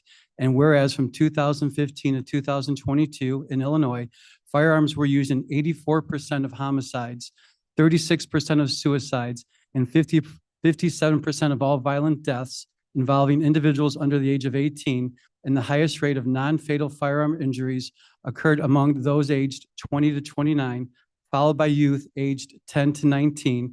And whereas between 2018 and 2022, Kane County reported 141 gun-related deaths, including 81 suicides and 410 gunshot wound injuries treated at local emergency departments. And whereas the Kane County Health Department is actively working to prevent firearm injuries and deaths by offering free gun locks to households and retailers, promoting safe firearm storage to reduce the risk of suicide and unintentional injury. And whereas National Gun Violence Awareness Day honors the lives lost to gun violence and supports continued efforts to strengthen gun safety laws and educate the community on safe gun storage. Now therefore be it proclaimed that the Kane County Board designates June 7th, 2025 as National Gun Violence Awareness Day in Kane County, Illinois, and encourages residents, businesses, and organizations to work together to reduce gun violence and promote safe communities for all. Thank you. And thank you. And may I have a motion? Gums will move. Thank you. Second, please. Strathman will second. Thank you, Ms. Strathman. Mr. Tarver, who does this proclamation be awarded to? We have Steve McHugh here. He's the co-lead of Illinois chapter of Be Smart. All righty. I would like to invite Mr. McHugh to say a few words. Thank you, Mr. Tarver, Madam Chair and County Board. I'm Steve McHugh from Geneva and the Illinois State Co-Lead for Be Smart Secure Storage. In addition to this proclamation, the best way to honor gun violence victims is to work to prevent future shootings. On that note, I want to thank all of you, along with Sheriff Hain and Under Sheriff Johnson, State's Attorney Mosser, Coroner Silva, the Kane County Health Department, who distributed thousands of free cable locks and 800 free biometric safes, and all others who do the work to keep our community safe, including the responsible gun owners who use gun locks and safes to prevent accidents, suicides, and stolen firearms. The funny thing about those who work to prevent incidents is that they are successful mainly when nothing happens and no one notices, but we see you and we appreciate you. Thank you again. Thank you. And I would like to have everybody in the board who'd like to join. If there's anybody from the audience, your representatives would like to join in getting the proclamation, please. Yeah.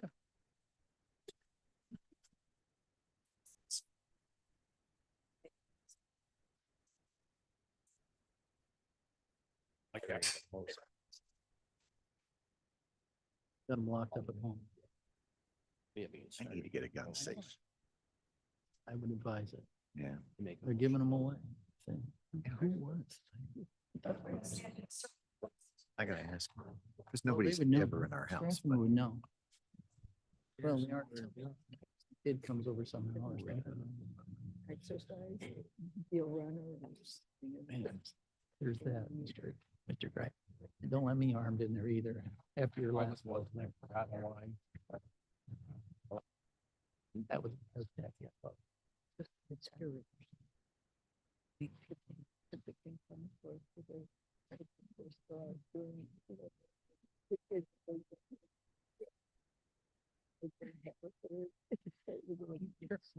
Get the point. Yeah.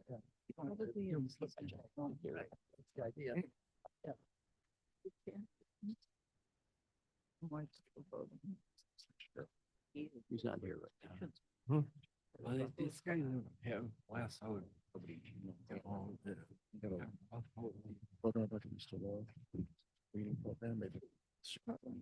They never used to fall. Well, you're right, you know, and then, but everybody would agree.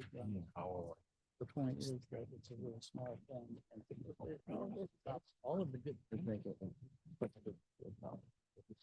Yes. So we have a motion, a second, and the proclamation has been delivered and awarded. And I see the sheriff there, Mr. Sheriff Haynes, do you have a word? Did you like to comment on this? All right, just standing, hanging out. Okay, very good. Just, yes, yes, sir. Discussion. Hi, David Young. Thank God for guns, huh? I mean, thank God that our police officers are armed, especially after my last proclamation. So I want to let you know that homicide, the guns are dangerous, and we all need to be aware of that for sure. And if you look at I printed this out off of the 2023 Kane County Coroner Report, shows that gunshot wound by suicide 15, hanging 15. And then homicide by gunshot wound was 13. So a total of 28 fatalities via gunshot wounds in 2023. That's from the Kane County Coroner's Report. 44 people died from motor vehicle accidents in 2023, and 47 people died from falling in 2023. So you have a lot more people dying from falling and motor vehicle accidents than you do gunshot wounds. And the big one is, this is in the Kane County Coroner's Report, is that 104 people died from drug and alcohol intoxication in 2023.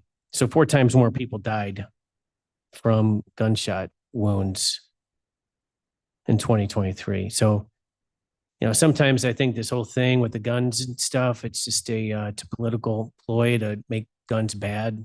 But, you know, guns are actually very good. They keep you safe. And thank God our police officers are fully armed. So I just wanted to bring that to everybody's attention, because there are other fatalities. Thank you.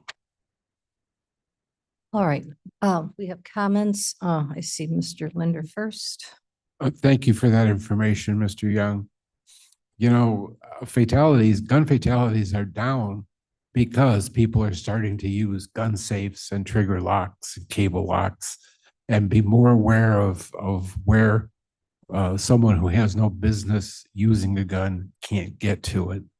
So I'm glad that you are able to tell us that those deaths are minimized. Mr. Tarver. Thank you, Madam Chair. I'd like to echo what my colleague, Mr. Linder, said as well, too. And again, that this proclamation recognizes gun safety awareness.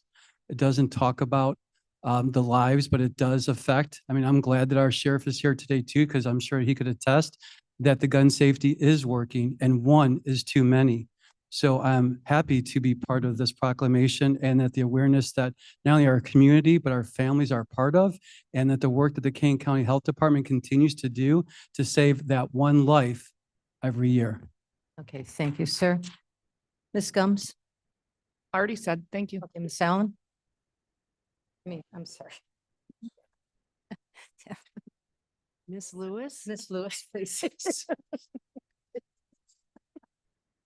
I just want to real quickly add, when the health department and the other organizations pass out the gun locks, there's also a thing in there about suicide prevention. And suicide has been an issue. And those are added in there so that when somebody goes to get that gun, that little time they have to take that lock off, and that little card's there, and they may then call the suicide hotline, and we may save a life that way. And the other thing is that it's not necessarily deaths, but this awareness is that people in the family, they may have a gun and they'll walk past, they'll see the gun locks and they'll be like, wait, our gun's not locked up. So that kids in the backyard aren't going to accidentally play with that gun because they don't have anything to do this afternoon. So it might not be a fatality, but I know there was a story last year in my town where one brother hit his other brother right through the hand. Okay, I don't want those things to happen. So I'm definitely in support of this. Thank you, Anita. I see no other comments. Clerk, no other comments. Clerk, please call the roll. Allen, Aye.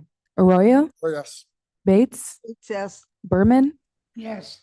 Doherty, Already know. Garcia, Garcia, aye. Gripe, Gripe, yes. Gums, Gums, yes. Iqbal, Iqbal, yes. Juby, Juby, aye. Caius, Guys, yes. Leonard, Leonard, yes. Lewis, Bush, yes. Linder, Linder, yes. Molina, Molina, yes. Hennessis, Hennessis, yes. Roth, Roth, no. Sanchez, Sanchez, yes. Strathman, Strathman, yes. Surgis, Burgess, yes. Tarver, Tarver, yes. Tepe, Tepe, yes. Williams, Young, yes. Young, No. passes with 3 noes. All righty. So the last one of the proclamations is one that we can certainly recognize as commendation, well-deserved, well-earned, and thank goodness your deputy was there, sir. So with that, I believe, is there someone from the board who's going to bring this up? Or is it going to come directly from the sheriff? The sheriff wants to read it. Okay, thank you. Sheriff. Please, per the sheriff. All right, thank you so much. Good morning, everybody. With me here today, Sergeant Andy Schwab, Chief Ed Kadich, Chief David Wolf, in honor of Deputy Dalton Keller. So as a proclaiming the honorary commendation of courage for Kane County Sheriff's Deputy Dalton Keller. Whereas on May 31st, 2025 at 12:09 a.m., Kane County Deputy Dalton Keller, we gotta get that one fixed. It's probably my fault. Responded to a report of a domestic violence incident in progress in the 300 block of Lincoln Avenue in Big Rock, Illinois, by himself. Whereas Deputy Keller arrived alone, as is often the case of our deputies, and observed a 71-year-old woman being physically attacked by a young man. Whereas without hesitation, Deputy Keller bravely forced entry into the residence and immediately subdued the man and took him into custody. And whereas the offender in this incident was ultimately charged with attempted murder as a result of this vicious attack. Thank you, State's Attorney Musser. Therefore, let it be proclaimed that the Kane County Board honors the heroic acts of Deputy Keller on May 31st, 2025, in courageously saving the life of a victim involved in a dire struggle for survival.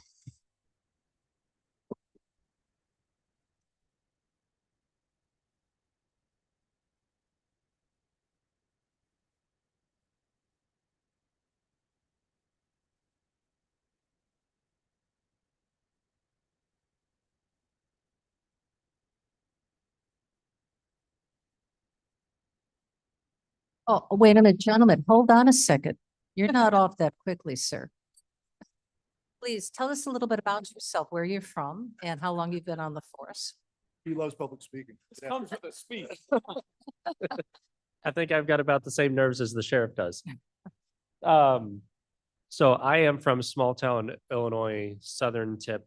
I came up to the big city after I met my wife and we had started our family. Where is your wife? Why isn't she up here with you?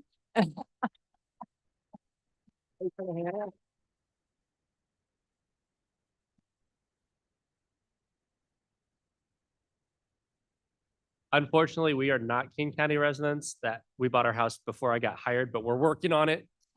Not going on. Yeah. I have 2 kids at home, obviously another on the way. We're super excited. I don't really know what else to say. Oh, and how long have you been here? So I've been a cop for 5 years, 2 with the sheriff's office. If you haven't already heard, this man has a reputation. Before I came to the sheriff's office, it's a good one. Oh, okay. But before I came to the sheriff's office, I was working at my other department and this man called us for assistance. Not a deputy, not a sergeant, the sheriff himself took a call for service. And that is why I intentionally only put in for Kane Very County. good. I was lucky enough to get selected. I was lucky enough to get moved over, and I can say pretty much everything that I have done here. I've had full support of my brothers and sisters, and we will continue to do the good work that you expect of us. Okay, thank you. Thank you.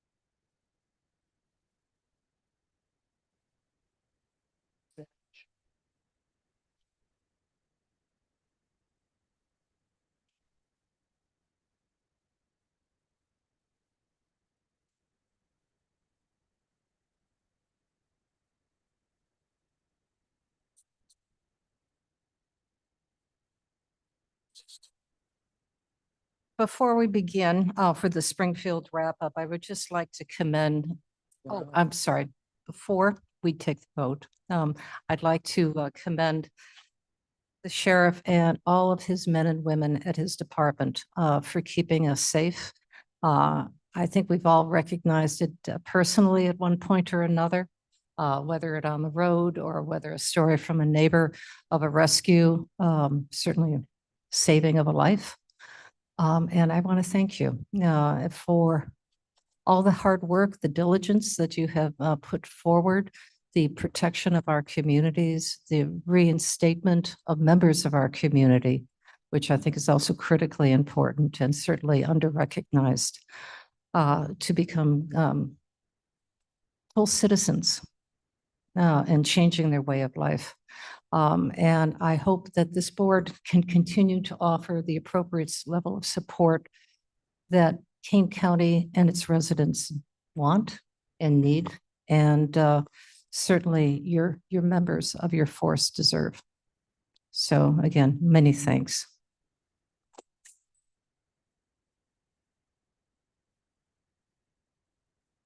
So are there any? We need any to make the discussion on motion. this? No, we'll Motion. second. We have a motion and a second, do we All not? right, yeah. No. Lena, and a second? Williams moved, I second. Okay, thank you. Is there any discussion? Seeing none, clerk call the roll. Allen, Aye. Arroyo, Yes. Bates, Berman, Doherty, yes. Garcia, Garcia, yes. Gripe, Gums, Gums, yes. Iqbal, Iqbal, yes. Juby, Juby, I. Yes. Leonard, Leonard, yes. Lewis, Yes. Linder, Linder, yes. Molina, Molina, yes. Hennessis, Hennessis, yes. Roth, Roth, yes. Sanchez. Mr. Sanchez. Strathman, Strathman, yes. Surgis, Yes. Tarver, Tarver, yes. Tepe, Happy, yes. Williams, Young, Yes. passes. Okay, very good. Very, very good. All righty. Time for the Springfield wrap up. Hi, Madam Chair, Gums here. We're gonna call it the legislative update because there's a lot going on in Washington as well. And I believe I can't see them, but I think they're there. I believe our team is online. McGuire Woods, if you are there. Hello. The show is yours. Have at it. Thank you for everything, by the way. Thank you. Hi, everyone. Louis Mosos and my colleague James Sherwood are here from McGuire Woods. I believe Greg Bales is missing today, so we might not have a federal update for you. But I will kick it off. The spring legislative session goes from January to May 31st, and they usually leave the very important pieces of legislation for the end, and this year did not disappoint. Some of the things they've been trying to get over the finish line this year was a big energy omnibus package, procurement reform, transit reform. Everything went down to the end. As one political reporter stated, it felt like they did 5 months worth of work over the last 5 days. So they kind of waited long. There were a lot of big bills that came down to the wire, and you need to negotiate and work out the finishing pieces. So a lot of items stalled. But we are done with session. While we were on this call, the Senate just scheduled its veto session where they're scheduled to be back in October. However, the leaders have indicated they are ready to go back over the summer for additional session days to address any issues that may arise in DC. So with that, I'd like to get into maybe three items we've been tracking and then turn it over to James for some additional items. The first one is the budget. The most important thing that the legislature has to do every year is pass a budget. This year, they passed a $55.2 billion budget that they claim is balanced. There are no cuts to LGDF or other harm to counties. What they did to help shore up the budget was a tax increase on sports betting taxes, tobacco sales, Airbnb rentals, and closing some corporate loopholes. But the budget does no harm to counties this year. A second item we've been tracking and we've introduced trying to get across the finish line is changing the current statute that applies to leasing county property. There were several unintended consequences, so we spent the majority of session dealing with folks to minimize any harm. We dealt with labor unions, staff lawyers, and legislators who didn't think this was right for their county. So we had a very narrowly tailored bill that passed the Senate on the 21st of May, 43 to 13, a bipartisan vote. But then when it did get to the House, there are some legislators and a sponsor who picked it up there who are indicating they might have additional tweaks. So we're working with everyone to go ahead and get that passed to benefit the county. And the biggest item is the transit reform bill, House Bill 3438. It took up a lot of time during session, especially the last few days, all the way till 1 a.m. on June 1st. Madam Chair Pirog was in tons of meetings with legislators, interested parties, her counterparts, trying to ensure that we are adequately protected. So House Bill 3438 was the vehicle they decided to go with at the end of the day. On May 28th, an amendment surfaced that would not have protected the counties in terms of governance and also took away the current sales tax funding that we do collect from the RTA. I believe that would have cost $27 million a year blow to just to Kane County. There was a lot of negotiating going on the last day on May 31st. A new amendment surfaced that preserved the funding, but did not go far enough in terms of protecting us with the governance. The new proposal would have a new governance board of 20 members. 5 would be appointed by the city of Chicago, 5 would be appointed by Cook County, 5 by the governor, and then the additional 5 are given to the collar counties. But the way it's structured, that if the city, county, and gubernatorial appointments were to vote together as a block, they could potentially cut out the county. So this amendment that surfaced the final day of session, we were working it, and then it got called around 10:11 p.m. for a vote in the Senate. Additional amendment surfaced. It's late at night. They called this thing for a vote so quickly that, we're texting members on the floor. They weren't even aware that additional amendments had been added. But the bill did pass out to the House. The House did not consider it. There were several issues. One, they were running out of time. Once they got past midnight, they needed a supermajority vote, which they didn't have, as well as the revenue portion. So the Senate bill added several components to help fund this. $1.50 fee on all deliveries with Amazon and food deliveries, a real estate transfer tax for the counties, a 10% ride share increase, and a 3-cent increase for a tax for every kilowatt hour that you charge your electric vehicle. So at the end of the day, the bill stalled. A lot of work was put in on it. It's in the House right now, and we will continue to discuss with the House to see where they want to go, and they might have different ideas in terms of funding. And we are fighting very hard to get the governance protections that are needed to protect us and the collar counties. And with that, James, I'd like to turn it over to you for the additional items. Yes, thanks, Louis. Good morning, James Sherwood with McGuire Woods. Just a couple of quick follow-up items, other legislative issues we were working on this session on behalf of the county. Senate Bill 1909, which is the quick take legislation regarding the state and federal funding for the Randall and Hobbs intersection. That passed out of both chambers with bipartisan support. It will be sent to the governor here in the next week or two, and we are expected that he will sign it in late June, early July. So a lot of work went into that effort, and fortunately, we received a positive outcome. In addition, House Bill 2442, which was an initiative from the county's Office of Emergency Management. There's a loophole in statute where local and county vehicles are not allowed to use traffic preemption devices when responding to an emergency. We worked with bipartisan sponsors in both chambers and were able to get that passed as well on the agreed bill list with a unanimous roll call. So that will also be sent to the governor for his signature here in the coming weeks. Fully expect that both of these bills will be signed into law shortly. And then lastly, on the senior freeze, unfortunately, there was a lot of confusion on this issue.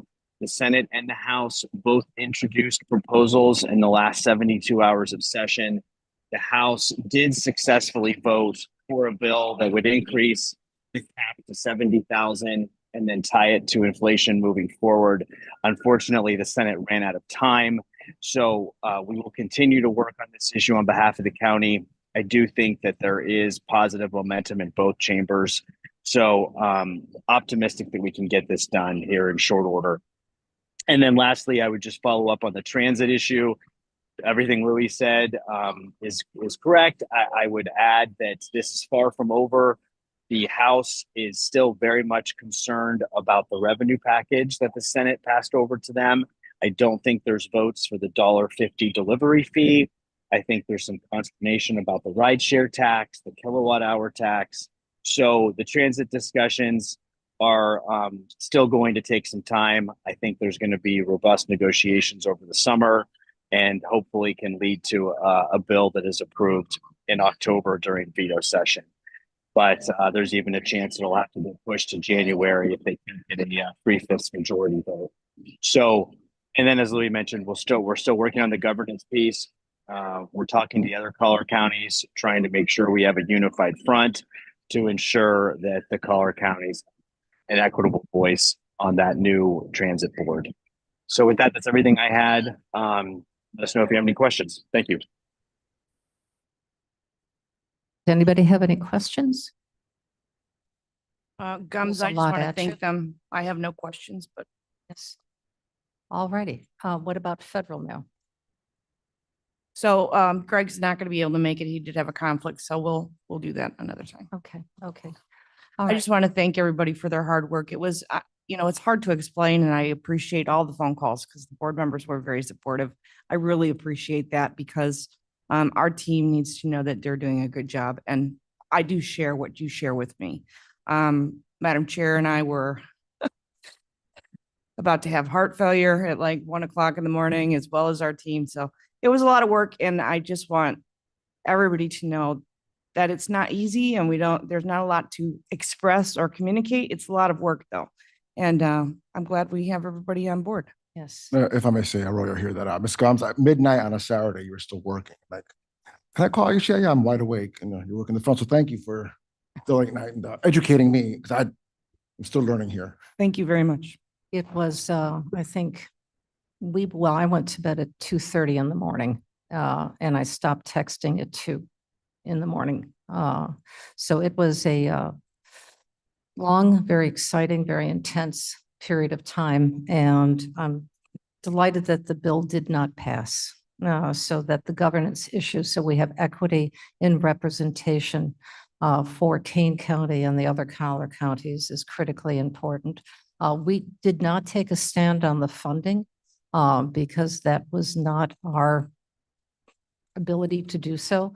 That really is in the jurisdiction of the state legislature on the funding. We could, if they asked our opinion, we would certainly give it, but we did not take a stand on that, nor did, I'm not aware of any of the other collar counties took a stand on that. We all agreed. We are more very concerned and very focused to make sure that we would have equity and representation. Ms. Gims. Thank you. Gums here again. I would just like to reiterate a couple of small points on that. Speaking with, networking and getting to know your other collar county board members, extremely important. So you can shoot a text message to your collar county folks and know where they stand. And I'm grateful to have that ability, to have made those connections. And I encourage everybody to do the same thing so that when the shit hits fan, you can actually reach out. Also, I would like to have Ms. Mosser talk about a couple of things that she got done as well that are super huge and outside of our little spectrum. But I think if you don't mind talking about them. I don't mind. One of the initiatives that I started a couple of years ago with Representative Matt Hansen was to change the Illinois Domestic Violence Act to remove juveniles from mandated arrests. When the Illinois Domestic Violence Act was created in 1986, it mandated that police officers have to make arrests when they believe that domestic violence was occurring. Now, there is a little subcategory that says when necessary, but what that caused was officers to tend to arrest versus anything else because the litigation that they suffer when something happens has been so significant against police officers. Now, most of the officers that I work with, and I'm sure our sheriff would echo that, to say that they respond to calls of juveniles committing domestic violence offenses, and they do not want to arrest in the majority of those cases. There's a study called the Adolescent Domestic Battery Typology Tool. Yep, you could say that very quickly. That says that there's 4 reasons why juveniles commit arrests. The first is because it's a one-off, like siblings fighting. The second is because family chaos. Something is going on in the family that's causing this to happen. The third is when there's defensiveness, a parent is being abused. And the last one is usually when they're exhibiting some sort of power and control. In the majority of these cases, an arrest should not be made because that causes more trauma. But officers were under a mandate to do so. So I'm happy to say with bipartisan support, we passed that bill. We're waiting for the governor to sign it. And I think that this is going to make a world of difference for the juveniles all throughout Kane County and through the state of Illinois. And I'm happy that we pushed that initiative forward. The second one is that I asked for specifically from both the Senate and the reps to have additional funding for our human exploitation unit. I know that the budget was going to be tight and we had received a grant beforehand for the human exploitation unit, which is already doing a lot of investigations to human trafficking that's happening here in Kane County.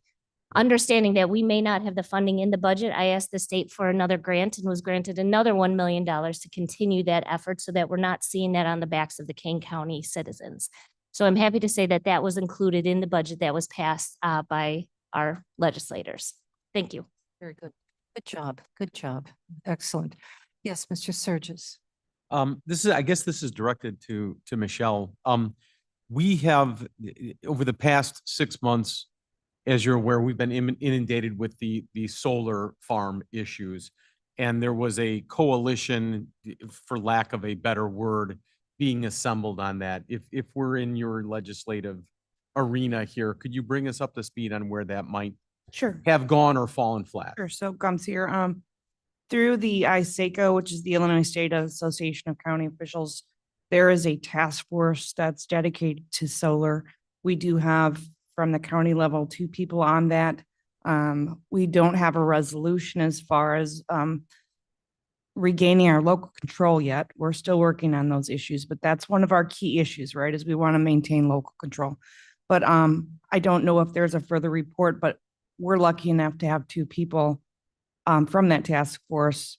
One is Mavis Bates, Commissioner Bates, and the other is Jody Wolnuck. So I don't know if there is an update. I don't believe there is on what the task force has done. But I do know, speaking with the president of Zitko, that we don't have a resolution yet on getting that local control back. So it's kind of still in negotiations. If I could ask, is this imminent and moving forward, or is it dead on the floor and not going? And maybe that's a better question for Mavis.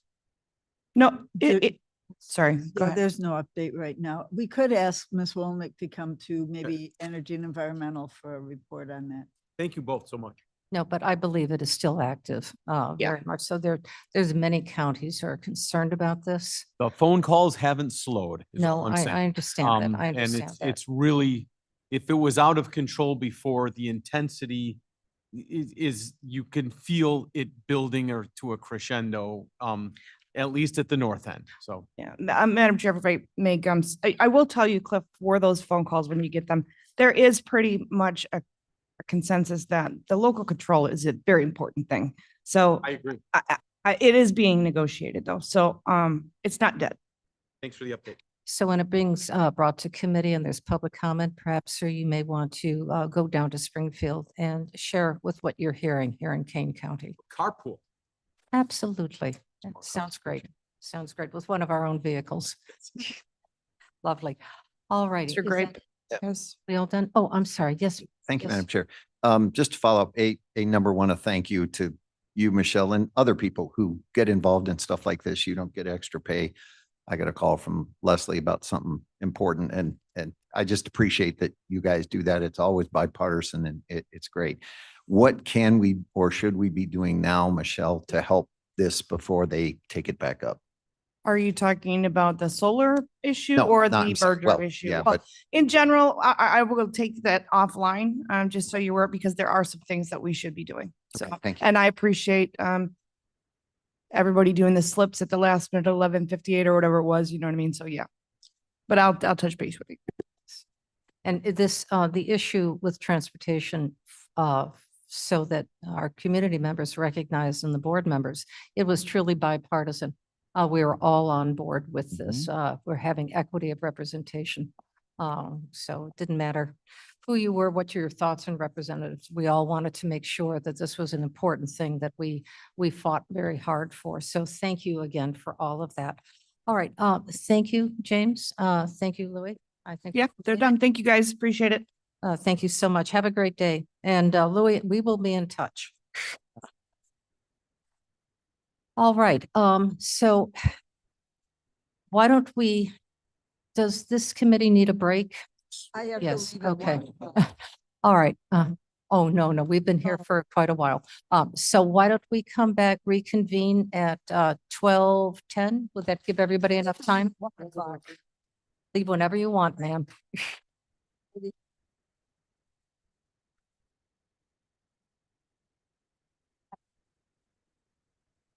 Yeah.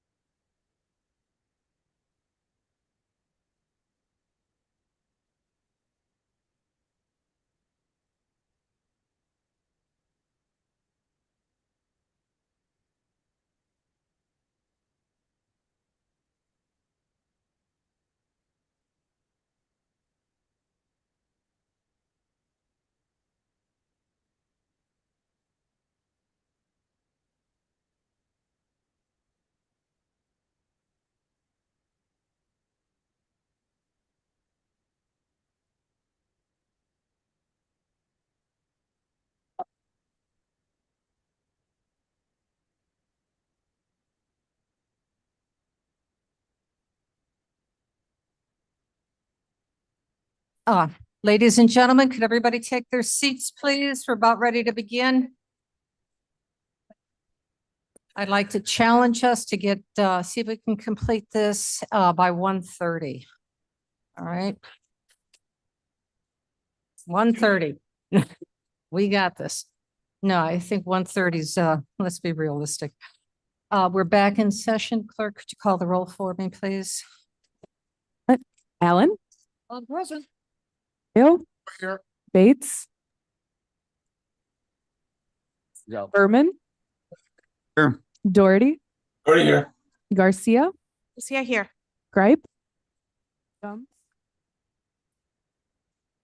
Iqbal, All present. Juby, Juby here. Caius, Caius present. Leonard, Leonard here. Lewis, Linder, Linder here. Molina, Molina present. Penesis, Genesis here. Roth, What's here? Sanchez, Sanchez present. Strathman, Strathman here. Tarver, Tarver's here. Tepe, Happy here. Williams, Young, Here. Pirog. Here as well. You have quorum in the room. Quorum is in the room. All right, thank you again. We're going back to item 12 on your agenda, and let's take care of these, I believe, 3 matters as efficiently as we can, please. Mr. Sanchez, could you bring forward the first resolution, that is A, if you have it available in front of you?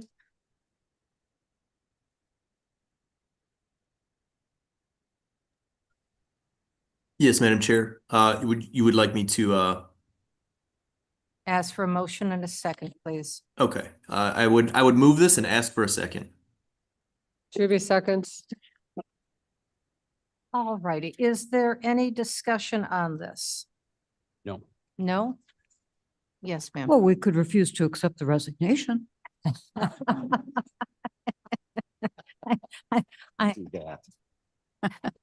As much as we would love to do that, I'm afraid that that is not going to happen.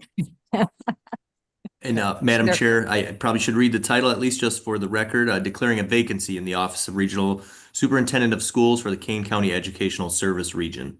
Oh, very good. Thank you, sir. And there is free will, so we all have free will. So with that, no further discussion. Clerk, call the roll. Allen, Allen, aye. Arroyo, I'll say yes. Bates, Berman, Yes. Doherty, Yes. Garcia, Garcia, yes. Gripe, Yes. Gums, Iqbal, Iqbal, yes. Juby, Juby, aye. Caius, Caius, yes. Leonard, Leonard, yes. Lewis, Yes. Linder, Linder, yes. Molina, Molina, yes. Penesis, Genesis, yes. Roth, Roth, yes. Sanchez, Sanchez, yes. Strathman, Yes. Surgis, Tarver, yes. Tepe, Happy, yes. Williams, Young, Yes. passes. Okay, very good. All right, may I please have a Sanchez, this is yours as well. This is item B. Yes. Ms. Bates. Ms. Bates, yes. on that one. It's, Yes, and this Oh. is the, oh, are we? okay, are you ready, sir? Yeah, sorry, I think there's a lag. There's other sound come through. This is a resolution appointing John K. Jonak to fill the vacancy in the Office of Regional Superintendent of Schools for the Kane County Educational Service Region. I will make that motion and ask for a second. Roth will second. Mr. Roth. Is there any discussion on this? John, are you here? Yes, he is. Can you come up, please? Welcome, welcome. Can you just introduce yourself for a minute and tell us a little bit about who you are? Closer to the microphone. I could use my teacher voice. There you Thank go. you, Madam Chair, and thank you, County Board, for your service. I've been a citizen here, a resident in King County for 14 years, and I'm looking forward to the opportunity upon your approval to continue my work in education here in the county. I understand why you didn't want to accept her vacancy or her resignation, because she's done, the Honorable Patricia Del Santo has done an amazing job over her time here at King County. And she has created a team that is remarkable, that I'm so excited once again upon your approval to be a part of and to continue to do great things here and leading and assisting and inspiring those that are educators and our students. I have been in education for 27 years now. I started as a paraprofessional and then a social studies teacher, followed by an assistant principal, a principal, director of student services, and currently I'm a sitting superintendent in Rosemont, Illinois, for the next 2 weeks or 2 months, or 3 weeks probably. With that being said, I've had some great opportunities. I've been able to build my skill set. Mr. Kenyon had talked a little bit about my time in the military as well. He did a great job introducing me. And I look forward to the opportunity as I have 2 surviving children that are in the school systems in Batavia. My wife is a special education teacher in Batavia as well. I just look forward to the opportunity to continue everything that Patricia Del Santo has done and working with her team to make things that much better. Thank you. Thank you very much. Thank you. Thank you. Does anybody have any questions for John? No? Okay, thank you. Thank you. And with that, with no further discussion, clerk call the roll. Allen, Allen, I. Arroyo, Yes. Bates, Bates, yes. Berman, Yes. Doherty, Yes. Garcia, Garcia, yes. Gripe, Gripe, yes. Gums, Gums, yes. Iqbal, Iqbal, yes. Juby, Aye. Caius, Caius, yes. Leonard, Leonard, yes. Lewis, Yes. Linder, Linder, yes. Molina, Molina, yes. Hennessis, Hennessis, yes. Roth, Roth, yes. Sanchez, Sanchez, yes. Strathman, Yes. Surgis, Tarver, Tarver, yes. Tepe, Tepe, yes. Williams, Young, Yes. passes unanimously. Congratulations.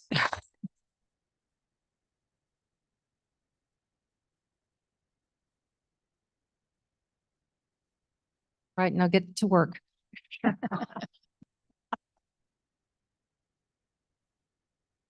Well done, well done, well done. You'll serve us well, John. You'll serve us well.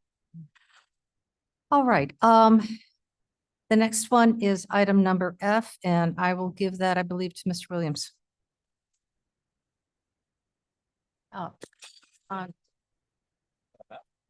Who should it go to? What board member? This is for the TIF district. Finance, all right, thank you. You're absolutely right. You're absolutely right. All right, Dale, you ready?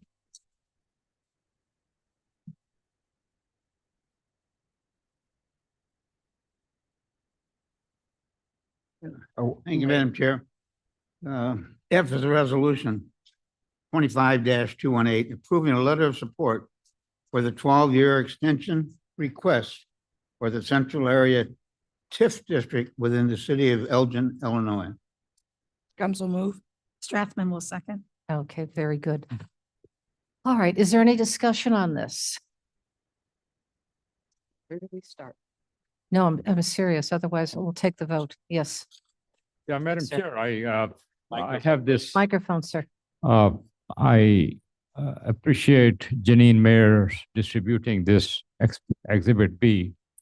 My district actually belongs to 4 communities: Elgin, Sleepy Hollow, East Dundee, and Gilbert's. And as this exhibit shows, that only Elgin is affected by this TIF, not any other community.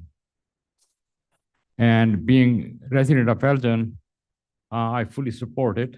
I have lived there for 42 years, and I support the city council decision, which have made the Elgin a best place to live. I ask my fellow board members to support it too. Thank you. Any other comments? Yes, Ms. Bates. I think everybody's tired of my position on this, but just to make it clear, I am very torn about this, but because of the fiscal cliff that Kane County is facing in the next year or two, I will be voting no. Thank you. Is there anybody else to my left? Yes, no, to my right. Yes. Thank you, Madam Chair. I think TIFs are great things. I think they can do great work, and Elgin's coming a long way, St. Charles, all the communities that have them. That being said, I think who pays for those TIFs should be the group that's getting the benefit, in this case, Elgin, and the old one, St. Charles. I'm a St. Charles resident. I would have voted against that TIF, because I think to the extent it takes money away from all of the residents of Kane County and focuses it in any city, St. Charles, Elgin, or anybody else, I don't think it's a good idea. And it reminds me of what we're complaining about with this whole RTA thing, that, you know, taxes that would be collected and who's going to run the show and who gets the benefit of it. And will downstate pay taxes for things that are only going to benefit the city of Chicago? I don't think that's fair. So I'll vote no, but you know, I do think TIFs are great things, just not how they're being paid for. All right. Mr. Linder. I'm torn on this too. I don't like TIFs. I think they're abused. The area that's in question, I worked in downtown Elgin. I actually lived there for a couple of years, but I worked in downtown Elgin for 10 or 11 years. It was a horrible place. If you got off work at 8 o'clock at night, you're looking over your shoulder all the way to your car. It's not like that now. They've done so much to improve that town. And this section that's just basically north of the library and up is just ripe for development that will make Elgin a more pleasant place, which in turn makes Kane County a more pleasant place. It is an area that a developer is not likely to take on because there's some residential property that, you know, the mechanics of requiring those one at a time are difficult. It's the right area for this. This is actually, in all the TIFs I've ever considered, this is the first one that made sense to me. And it's unfortunate that it has to be an extension, that they weren't able to accomplish this work within the time, but I'm going to vote yes. Yes, Mr. Berman. Thank you, Madam Chair. As I said at our executive committee meeting, a great deal of experience with TIFs in my community in the past, and they certainly are a bet on the future. In the case of Elgin, it appears that what they've developed so far has been very successful from what they've done with the TIF money. And obviously that increment is going to be available in the future.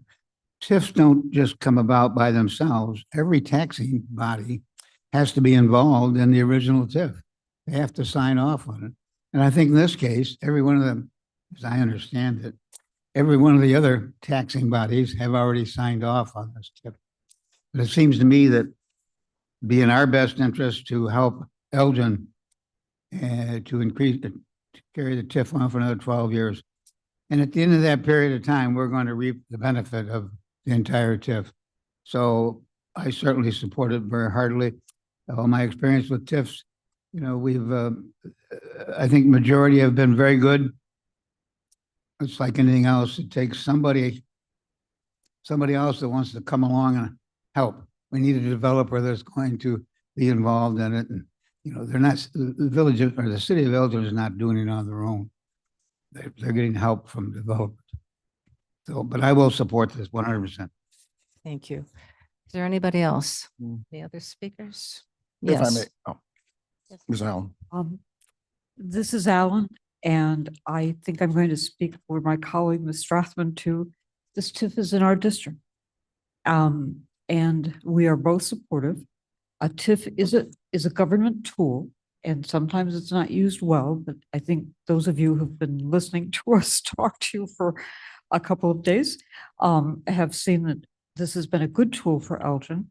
I think the old cities carry the weight that we did infrastructure more than 100 years ago. And we need to bring that infrastructure up to speed so that if somebody wants to get into a building, buy a building, rent a building, lease a building, it can be hooked up to the stuff that is necessary to make it work in contemporary times. And that's where the people who buy the building or lease the building cannot do it themselves. And so that's why the city uses the TIF tool to make it manageable for the people who are going to come in. And as Mr. Berman said, once the city is successful, all of the county will be successful because there will be more taxes paid. I have skin in the game. This is my tax bill. And I am part of this TIF, and I have been paying. I've been in Elgin for 40 years. So I've been paying for 23, and God willing, I will be paying for 12 more if we pass it. So I appreciate your listening to our arguments. I know that some of you are just not going to be able to agree, but fortunately for us, it's been a good tool for our city.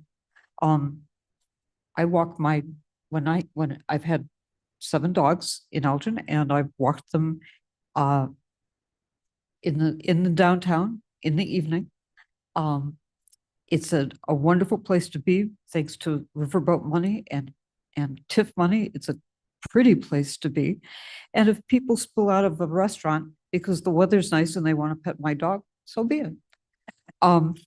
Anyway, thank you for those of you who support us. I understand those of you who cannot. And fortunately, we've been very careful with the money. So at least you don't have to worry about that at all. So thanks to Elgin for a good job, and we will carry on. This TIF is not going to solve all the problems. We still have to live there, work there, eat food there, buy stuff there in order for downtown to be prosperous and successful. And those of us who are there want to do that, and we invite you all to join us. Thank you, Madam Chairman. Thank you. Madam Chairman. Anybody else? Yes, sir. Speaking as an Aurora here, speaking as an Auroran, 8 years ago, if you had been in downtown Aurora compared to how it is now, the TIFs have helped. Were they painful? Yes. Coming from a high poverty school district, seeing how the casino, when the TIF ended there, we also got $500,000, which got ripped out from under us when they moved. But because the downtown renaissance has changed a lot, we wish for our little sister up north in Elgin, I as an Auroran want the best for you also. And those are the 2 anchors of King County, Elgin and Aurora, and with our malls and our shopping and our downtowns. So we're supporting this. Thank you. Ms. Allen, Ms. Strathman's motions. All righty. All right. With no other further discussion, clerk, would you call the roll? Allen, aye. Arroyo, Yes. Bates, No. Berman, Berman, yes. Doherty, No. Garcia, Garcia, yes. Gripe, Gripe, no. Gums, Gums, yes. Iqbal, Iqbal, yes. Juby, Juby, no. Caius, Caius, yes. Leonard, Leonard, yes. Lewis, Lewis, yes. Linder, Linder, yes. Molina, Molina, yes. Hennessis, Hennessis, yes. Roth, Roth, yes. Sanchez, Sanchez, yes. Strathman, Strathman, yes. Surgis, Tarver, Tarver, yes. Deppie, yes. Williams, Young, No. passes with 6 noes. All righty. Okay. Elgin has its TIF. All right. Congratulations. That wasn't too painful. Elgin, thank you. Yeah. When you're broke. When. All right. We're going back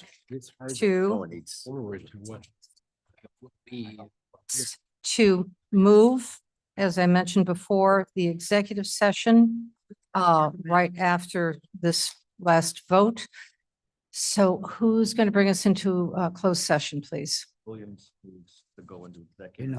Roth will make the motion to go into closed session. And for what purpose? Settlement of claims and pending probable imminent litigation. What Mr. Frank says.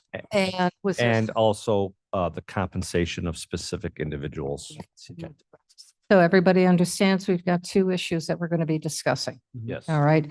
Clerk, call the roll. Allen, Aye. Arroyo, Bates, Bates, yes. Berman, Berman, yes. Doherty, Yes. Garcia, Garcia, yes. Gripe, Gripe, yes. Gums, Gums, yes. Iqbal, Well, yes. Juby, Aye. Caius, Caius, yes. Leonard, Leonard, yes. Lewis, Lewis, yes. Linder, Molina, Molina, yes. Hennessis, yes. Roth, Roth, yes. Sanchez, Sanchez, yes. Strathman, Yes. Tarver, Tarver here. Tepe, Mr. Tepe? Yes, yes. Williams, Yes. Young, Okay, we are now going into closed session. Is there a second on that motion? I didn't hear the name. Yeah. Who was the second? Williams. Okay, thank you. Her husband. All right, everybody online that's joining us in the closed session, please accept the invite. Be aware we are live streaming, and until I tell you we are in the closed session, anything you say will be going out to the public. A friendly reminder to those in the room that have joined us digitally, you must also join the session before we can begin. Accept those invites. The best use of the invites. What they've done already. This extend it into an area that, oh yeah, it's dense. It's like some people, you know, some of them. I'm missing one in the room person and one online person. We cannot begin until you join. Missing one in the room person. John, can you please, John, on your way up, could you make sure that no one left any of their Mr. personal Linder, items? we have not accepted I'm yet. sorry, I didn't know I was in. It's all right. Is there anybody online hearing my voice that feels they should be in the session?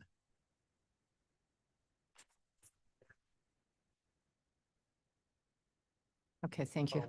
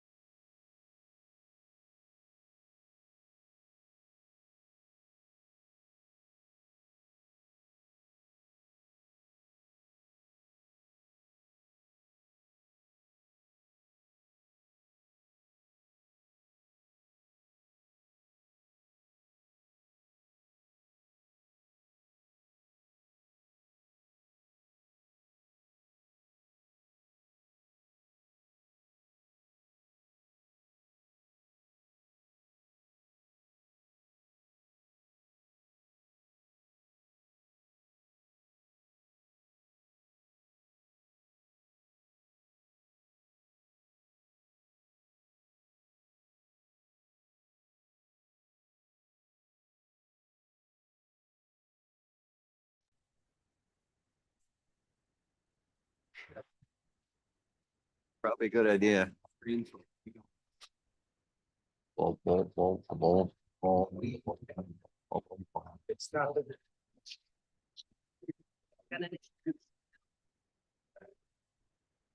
Hey, what's up?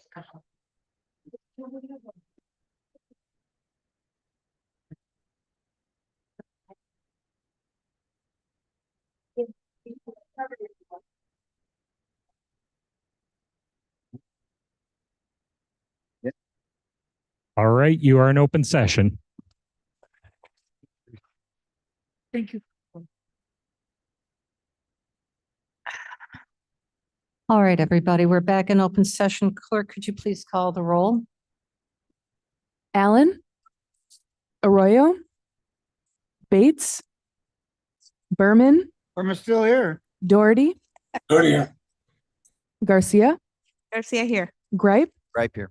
Gums, Comes here. Iqbal, Juby, Here. Caius, Leonard, Leonard here. Lewis, Here. Linder, Linder here. Molina, Lena present. Penesis, Penesis present. Roth, Roth here. Sanchez, Strathman, Strathman here. Surgis, Tarver, Tarver's here. Tepe, Tepe here. Williams, Young. You have a quorum in the room. Oh, wonderful. And thank you all for staying and sticking with us. Okay, let's see if we can get this done in the next 18 minutes is the goal. Very much. Would anybody like, we're back to the consent agenda. On your agenda items, would anybody like to pull anything off of the consent agenda? To my left, I'm looking on the screen, and I'm looking now to my right, and Ms. Juby. I would like to remove resolution 25-197.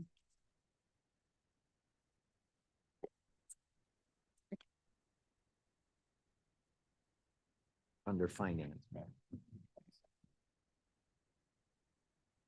Other item, ma'am? Leslie, that's it? Okay. Back and it came back on, so I was just. Anybody else? All right. May I have a motion and a second to approve all items except for number 25-197? Roth will make the motion. Tepe seconds. Thank you, Mr. Williams, Mr. Roth. Clerk, call the roll. Allen, Allen, I. Arroyo, Bates, Berman, Yes. Doherty, Yes. Garcia, Yes. Gripe, Yes. Gums, Yes. Iqbal, Yes. Juby, To be I.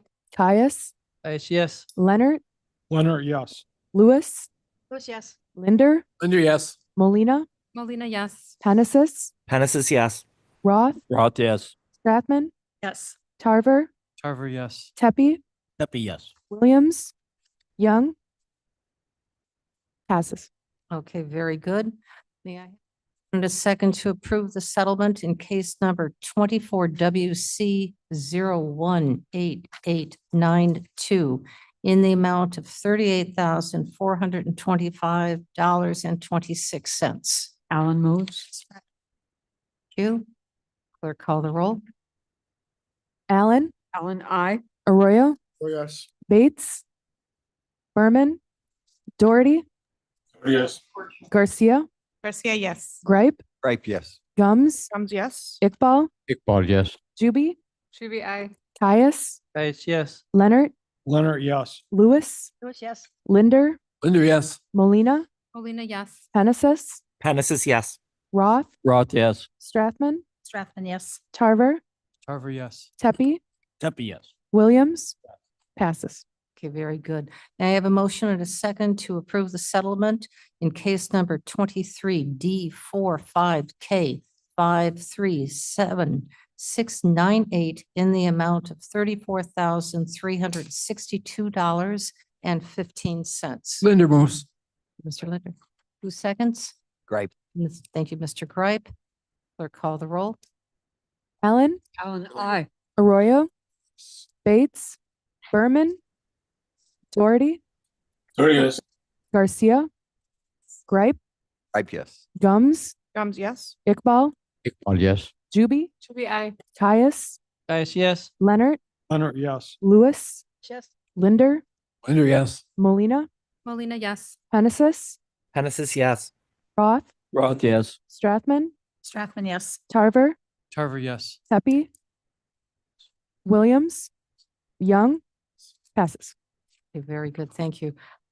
May I please have a motion and a second to discuss and potentially approve item number 25-197? Gums will move. Thank you, Ms. Gums. Caius, second. Thank you. Ms. Juby, do you have anything to discuss on this? No, I had my conversation about this in executive. Okay, very good.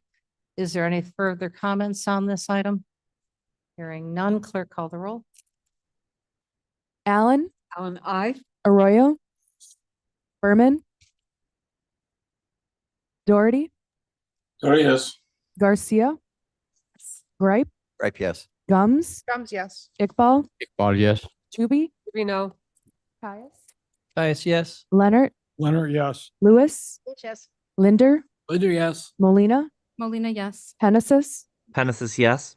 Roth, Roth, yes. Strathman, Tarver, Tarver, yes. Tepe, Williams, Young, Yes. passes with 1 no. Okay, very good. May I please have a motion and a second to discuss? We're on item C of number 12. Item number 25-215. Gums will move. Thank you. Second, please. Strathman. Tarver, I will give it to Tarver. Is there any discussion on this? Yes, Mr. Young. Hi. David Young. This came up, microphone, this came up at the admin meeting, and I wasn't aware of what Omnia Partners is or was or does, and I had no idea. And I did a lot of research. I actually called Omnia Partners. I talked to the regional manager for Omnia Partners. I talked to Sherwin-Williams store, and I kind of want to give you some details as to what this is all about. Omnia Partners is what they call a purchasing co-op. Okay, so what does that mean? That means that they have contracts throughout the whole entire country with manufacturers like Sherwin-Williams. So it operates like this, where you have Kane County has a membership ID, DuPage has a membership ID, University of Illinois has a membership ID. So you have a membership ID, and let's talk about Sherwin-Williams for now, because this is what this resolution is about. But Omnia, just back up, Omnia Partners has contracts with 500 manufacturers, maybe more. Okay, so in this case, Sherwin-Williams and Omnia has this agreement where members of Omnia Partners, meaning Kane County, let's say our membership ID is 1, we would get a 30% discount on paint and paint. Let's say paint. Okay, we're just talking about can of paint for now. It sounds good, right? And so, and the nice thing about that is that all these partners get the same type of discount, 30%. So what I did is that I contacted Tim in purchasing because I wanted to know, well, how is this affecting us? Why are we signing up for this Omnia Partners? Well, Tim, I just randomly picked an interior latex paint from, Sherwin-Williams. And I sent him that catalog ID number, and I said, what is your price for this can of paint? And he said, well, we have an agreement with Sherwin-Williams St. Charles, and that can of paint is $38. So you get 50% off the list price. The Omnia Partners agreement is 30% discount. So in this case, if you called St. Charles and said, I want to use my Omnia Partners membership to order 20 cans of paint, then that price of $53. But if you called up the manager of Sherwin-Williams, St. Charles, like I did, and said, hey, what's the price of that can of paint? He would say it is $38. So in the end, that relationship between Sherwin-Williams and St. Charles has been set up for years. And so they get a better price. So why would we do this? I don't know why we would have an agreement with Omnia Partners specifically for Sherwin-Williams paint. The other thing I found out is that this resolution calls for paint and paint supplies, like paint brushes and that sort of thing. Well, I talked to the manager of the Sherwin-Williams store, and he says, Kane County stopped buying paint supplies. They just buy paint. So last year they spent about $20,000 on paint. So let's say that Tim leaves and you no longer have that relationship, or he doesn't know to go to St. Charles or doesn't know to use his relationship, well, you'll pay 20% more by using this Omnia Partners membership ID. So I guess when you look at this, I don't see a reason specifically for this resolution to go forward, because it will end up, in my opinion, costing us money on a can of paint. You pay 20% more. So $20,000. So you're going to, that's now $24,000 for the next year instead of $20,000. So I went down that rabbit hole, and I wanted to know what this was all about. I see where it's good, where if you don't have a relationship with a manufacturer and you don't buy that much stuff, well, then you can get a 30% discount, or a discount that's already been negotiated by Omnia Partners. But in this case, they've already negotiated between Sherwin-Williams, St. Charles, and in Kane County. So that's why I'm recommending I'm recommending to do a no vote on this, just simply because the paint is going to cost more money just on what I went through, that little exercise that I went through. Thank you. Thank you. So we have a couple of people who are speaking, and Mr. Fonstock is online. If you have any questions, he is available to respond.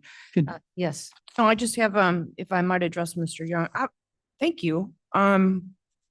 Quick thing that's going through my brain now that you're talking about this, though, is there some kind of legal issue if we have a personal relationship with a store?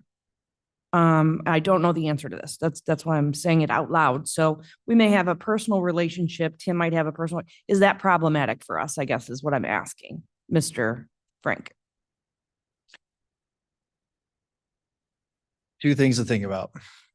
Under 30,000, under 10,000, different answer than over 30,000. So if you don't go forward with this Omnia resolution, they will be forced to bid if they are about to approach or go over $30,000. Whether the St. Charles Sherwin-Williams store can bid on that is unclear to me. Whether they would is unclear to me, but that doesn't mean that they can't. In regards to the under 30,000, no, there's no problem with us like going to Amazon and buying it because we know it's cheaper, or us having a relationship where they're willing to give us a discount. But the bidding is only required once you hit those thresholds. So right now it is unclear to me where they are in their amount of paint that they bought for the year. I believe in talking with Roger about this was they were worried that they were on the verge of going over 30, which is why they put it up to be under the requirements of the purchasing ordinance. One of the ways you can get around bidding is to go through a co-op. So like I said, if they are approaching $30,000 and you were to deny this co-op usage, they would have to go to bid before they could continue to buy paint.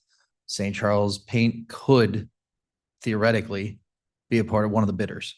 Okay, and just to follow up with that, just for clarity though, my concern is really popped up in my brain. Like if we have a relationship with Greg at Sherwin-Williams, with Tim in Kane County, is that problematic for us? To me, I see that as being a problem, just bigger issue but without knowing like the legality of it though. That's why, the only reason I bring it up. Well, The bigger issue would be if they were doing business before the county. So like if there was a resolution up on behalf of St. Charles, Sherwin-Williams, make your reason up, I don't care. But if they were doing business, but then we were getting deals as a part of, kind of a quid pro quo concern, yeah, that would be a explicit violation of the Ethics Act. But I know of no relationship where they are seeking any kind of thing from the county unless someone has told me, unless somebody will tell me otherwise. I'm in no way suggesting that at all. I'm just like trying to cover and make sure that we don't get into that. We should always be looking for the cheapest thing possible, always.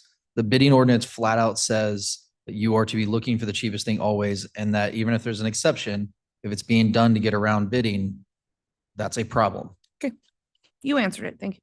Mr. Caius, I'm going to relieve Yes, you. thank you. Can't. I'm not sure where all these ifs and buts and ands are. Could we have Mr. Fonstock respond to this? Is he online? Yes, he's We right could have here. Mr. Fonstock respond to this.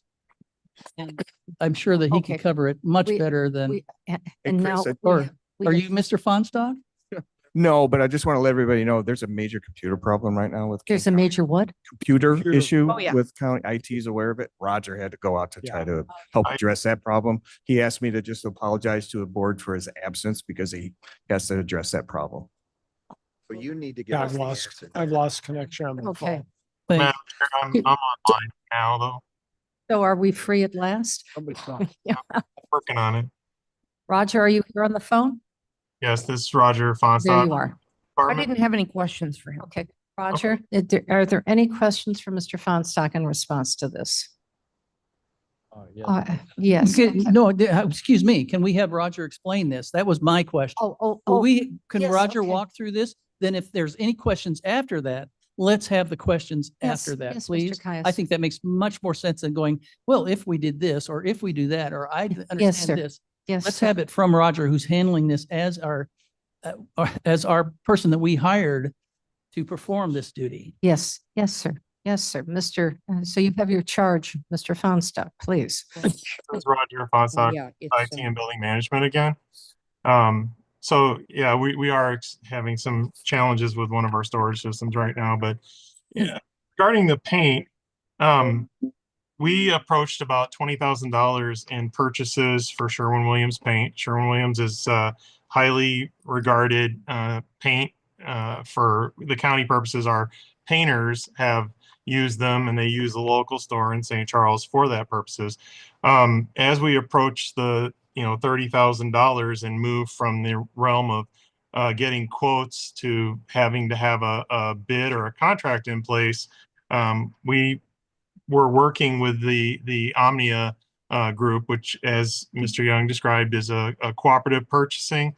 They bid out for paint, and they received 2 responses, and they awarded it through a lead government agency, paint for Sherwin-Williams as the most responsible bidder. So it is bid through Omnia by a lead agency, which is a governmental entity, and we're following the state of Illinois' procurement code and their cooperative purchasing or joint purchasing act in order to invoke that and use that cooperative purchasing agreement to buy Sherwin-Williams paint.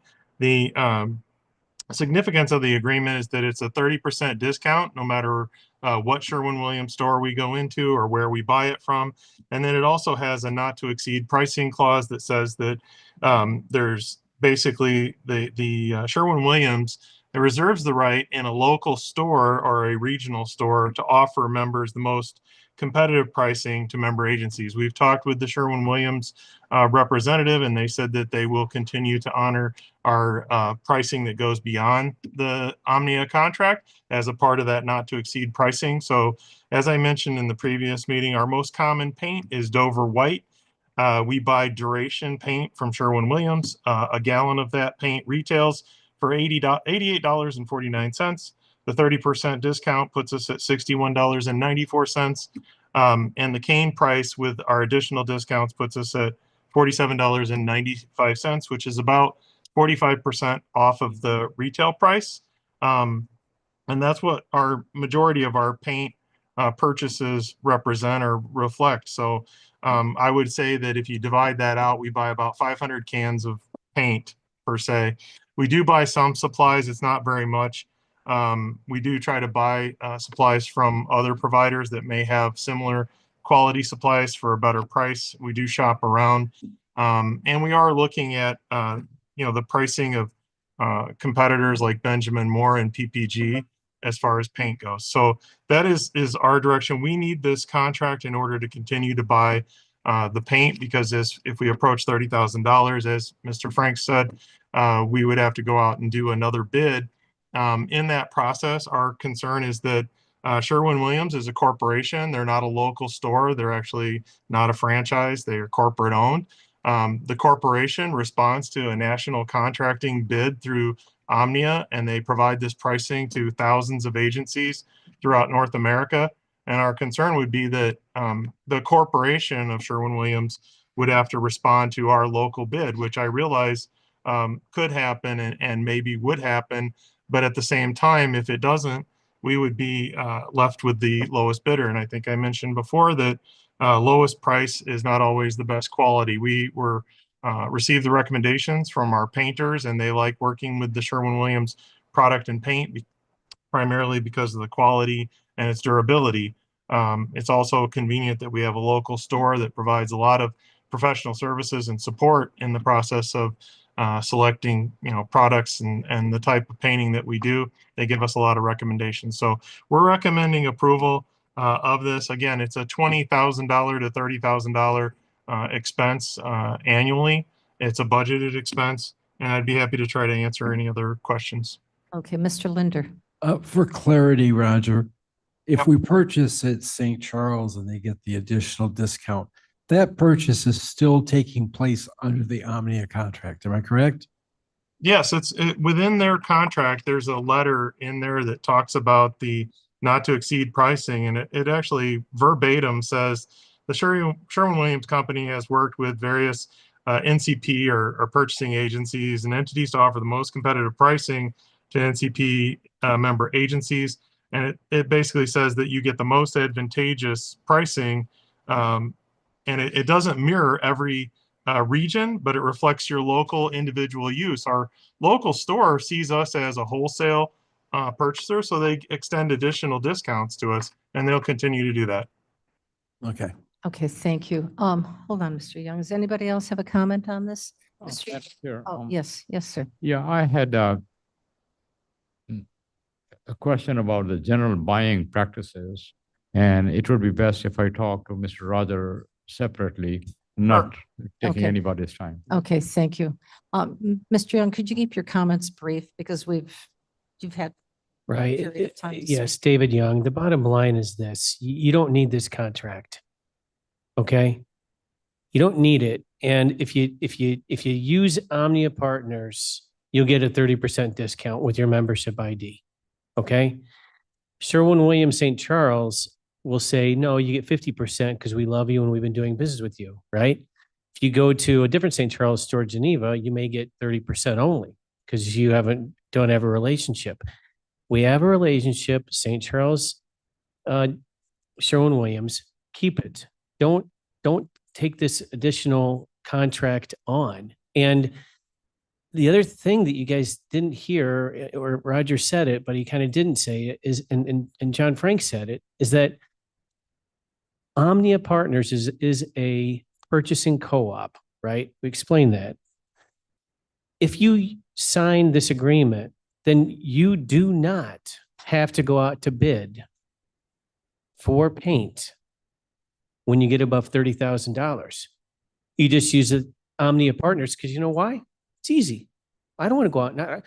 I don't have time to go and get 5 quotes. I'm just going to use Omnia Partners because under state law, if you use a purchasing co-op, you don't need to go out to bid. So that's the other problem that I have with this. We don't need it. We're not even approaching 30,000. We're at $12,000 so far this year. We were at $20,000 last year. Thank you. Okay, thank you. Thank you. With no further discussion, I'd like to take the roll call, please. Allen, Aye. Arroyo, Yes. Berman, Doherty, Yes. Garcia, Garcia, yes. Gripe,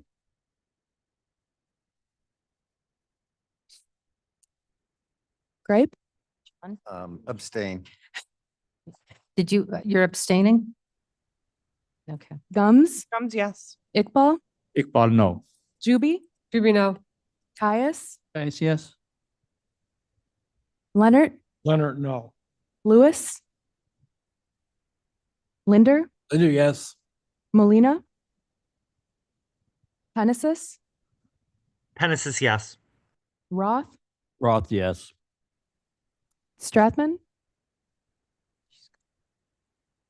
Tarver, Tarver, yes. Tepe, Pepe, yes. Williams, Young, No. Sanchez is yes.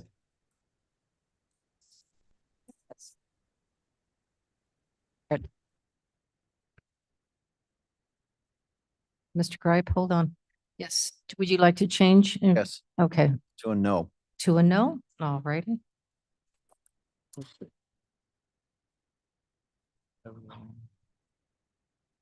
Doherty, what was your vote? Mr. Doherty? Yes. Okay. Okay, passes with 5 noes. 6 noes. 6 noes. 6 noes. 6 noes. 7. I counted 7 with Oh, Gripe. that's right. I got 6. I have 6. Okay. I'm fine. I'm not going to argue over it. I want to get this over with. Still 12 to 6. It passes. Yeah. It passes. It does pass. All right, we have 1, Still pass. 2, 3, 4. We have 5 more. I'm going to request everybody, let's get through this quickly before we lose the ability to take any votes. So the next one is ordinance 25-217. 216. 216. 216. 216, absolutely. Absolutely. My apologies. Yes. Move it. Thank you. Roth will second. Thank you. Any comments on this? Seeing none, clerk call the roll. Allen, Allen, aye. Arroyo, Yes. Doherty, Yes. Garcia, Garcia, yes. Gripe, Gripe, yes. Gums, Gums, yes. Iqbal, Iqbal, yes. Juby, Aye. Caius, Caius, yes. Leonard, Leonard, yes. Linder, Linder, yes. Molina, Genesis, Genesis, yes. Roth, Roth, yes. Sanchez, Sanchez, yes. Tarver, Tepe, Pepe, yes. Williams, Young, passes. Okay. Okay, very good. May I have a motion, a second, to discuss and potentially approve item number 25-217? Madam Chair, Gums. Yes. This is an ordinance 25-217, amending section 2-48 of the King County Code Standing Committees to revise language related to the executive and legislative committees. In short, this is the one that removes the co-chair from the language, and this would be the second reading. Yes. Aye. Mhm. Second reading. Yes. So we can vote on this then. Yes. All righty. Any discussion on this? Yes, sir. Yeah, Oh, Madam we Chair. need a second. We need a, You- I'll Gripe will Roth will second. second. Okay, yes. Madam Chair, this is the second of the type that we are voting on. First one was the Jobs Committee. Correct. The way I see it, we have 2 chairs. And those seats were taken away. And a new chairman has to come in for the committee.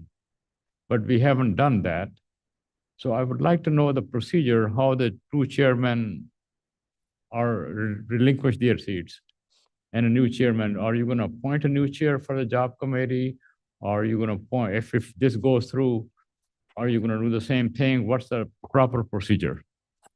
Yes, sir. So It will only take effect come December when you all vote for your new positions. And I say if you vote for your new positions, given last year, but yes, at December meeting, when it can come up again, instead of appointing two positions, she'll only appoint one for each of the committees if it's passed. Everything remains in place until that So what period of happened time. until December? The two co-chairs continue on? Yes, that's correct. Okay. Thank you. Thank you. Yes, Mr. Williams. One of the co-chairs. Could one of the co-chairs resign and then it would be operative? So yes, they could resign, but the position would still exist and Madam Chair could appoint it because there would be a vacancy. So the person can leave, but the position cannot. Okay, thank you. Okay. All righty. Very good. Okay. Thank you for the question. Very good one. If we're ready to take the vote, please do Yes. so. Allen, Allen, I. Arroyo, Yes. Doherty, Yes.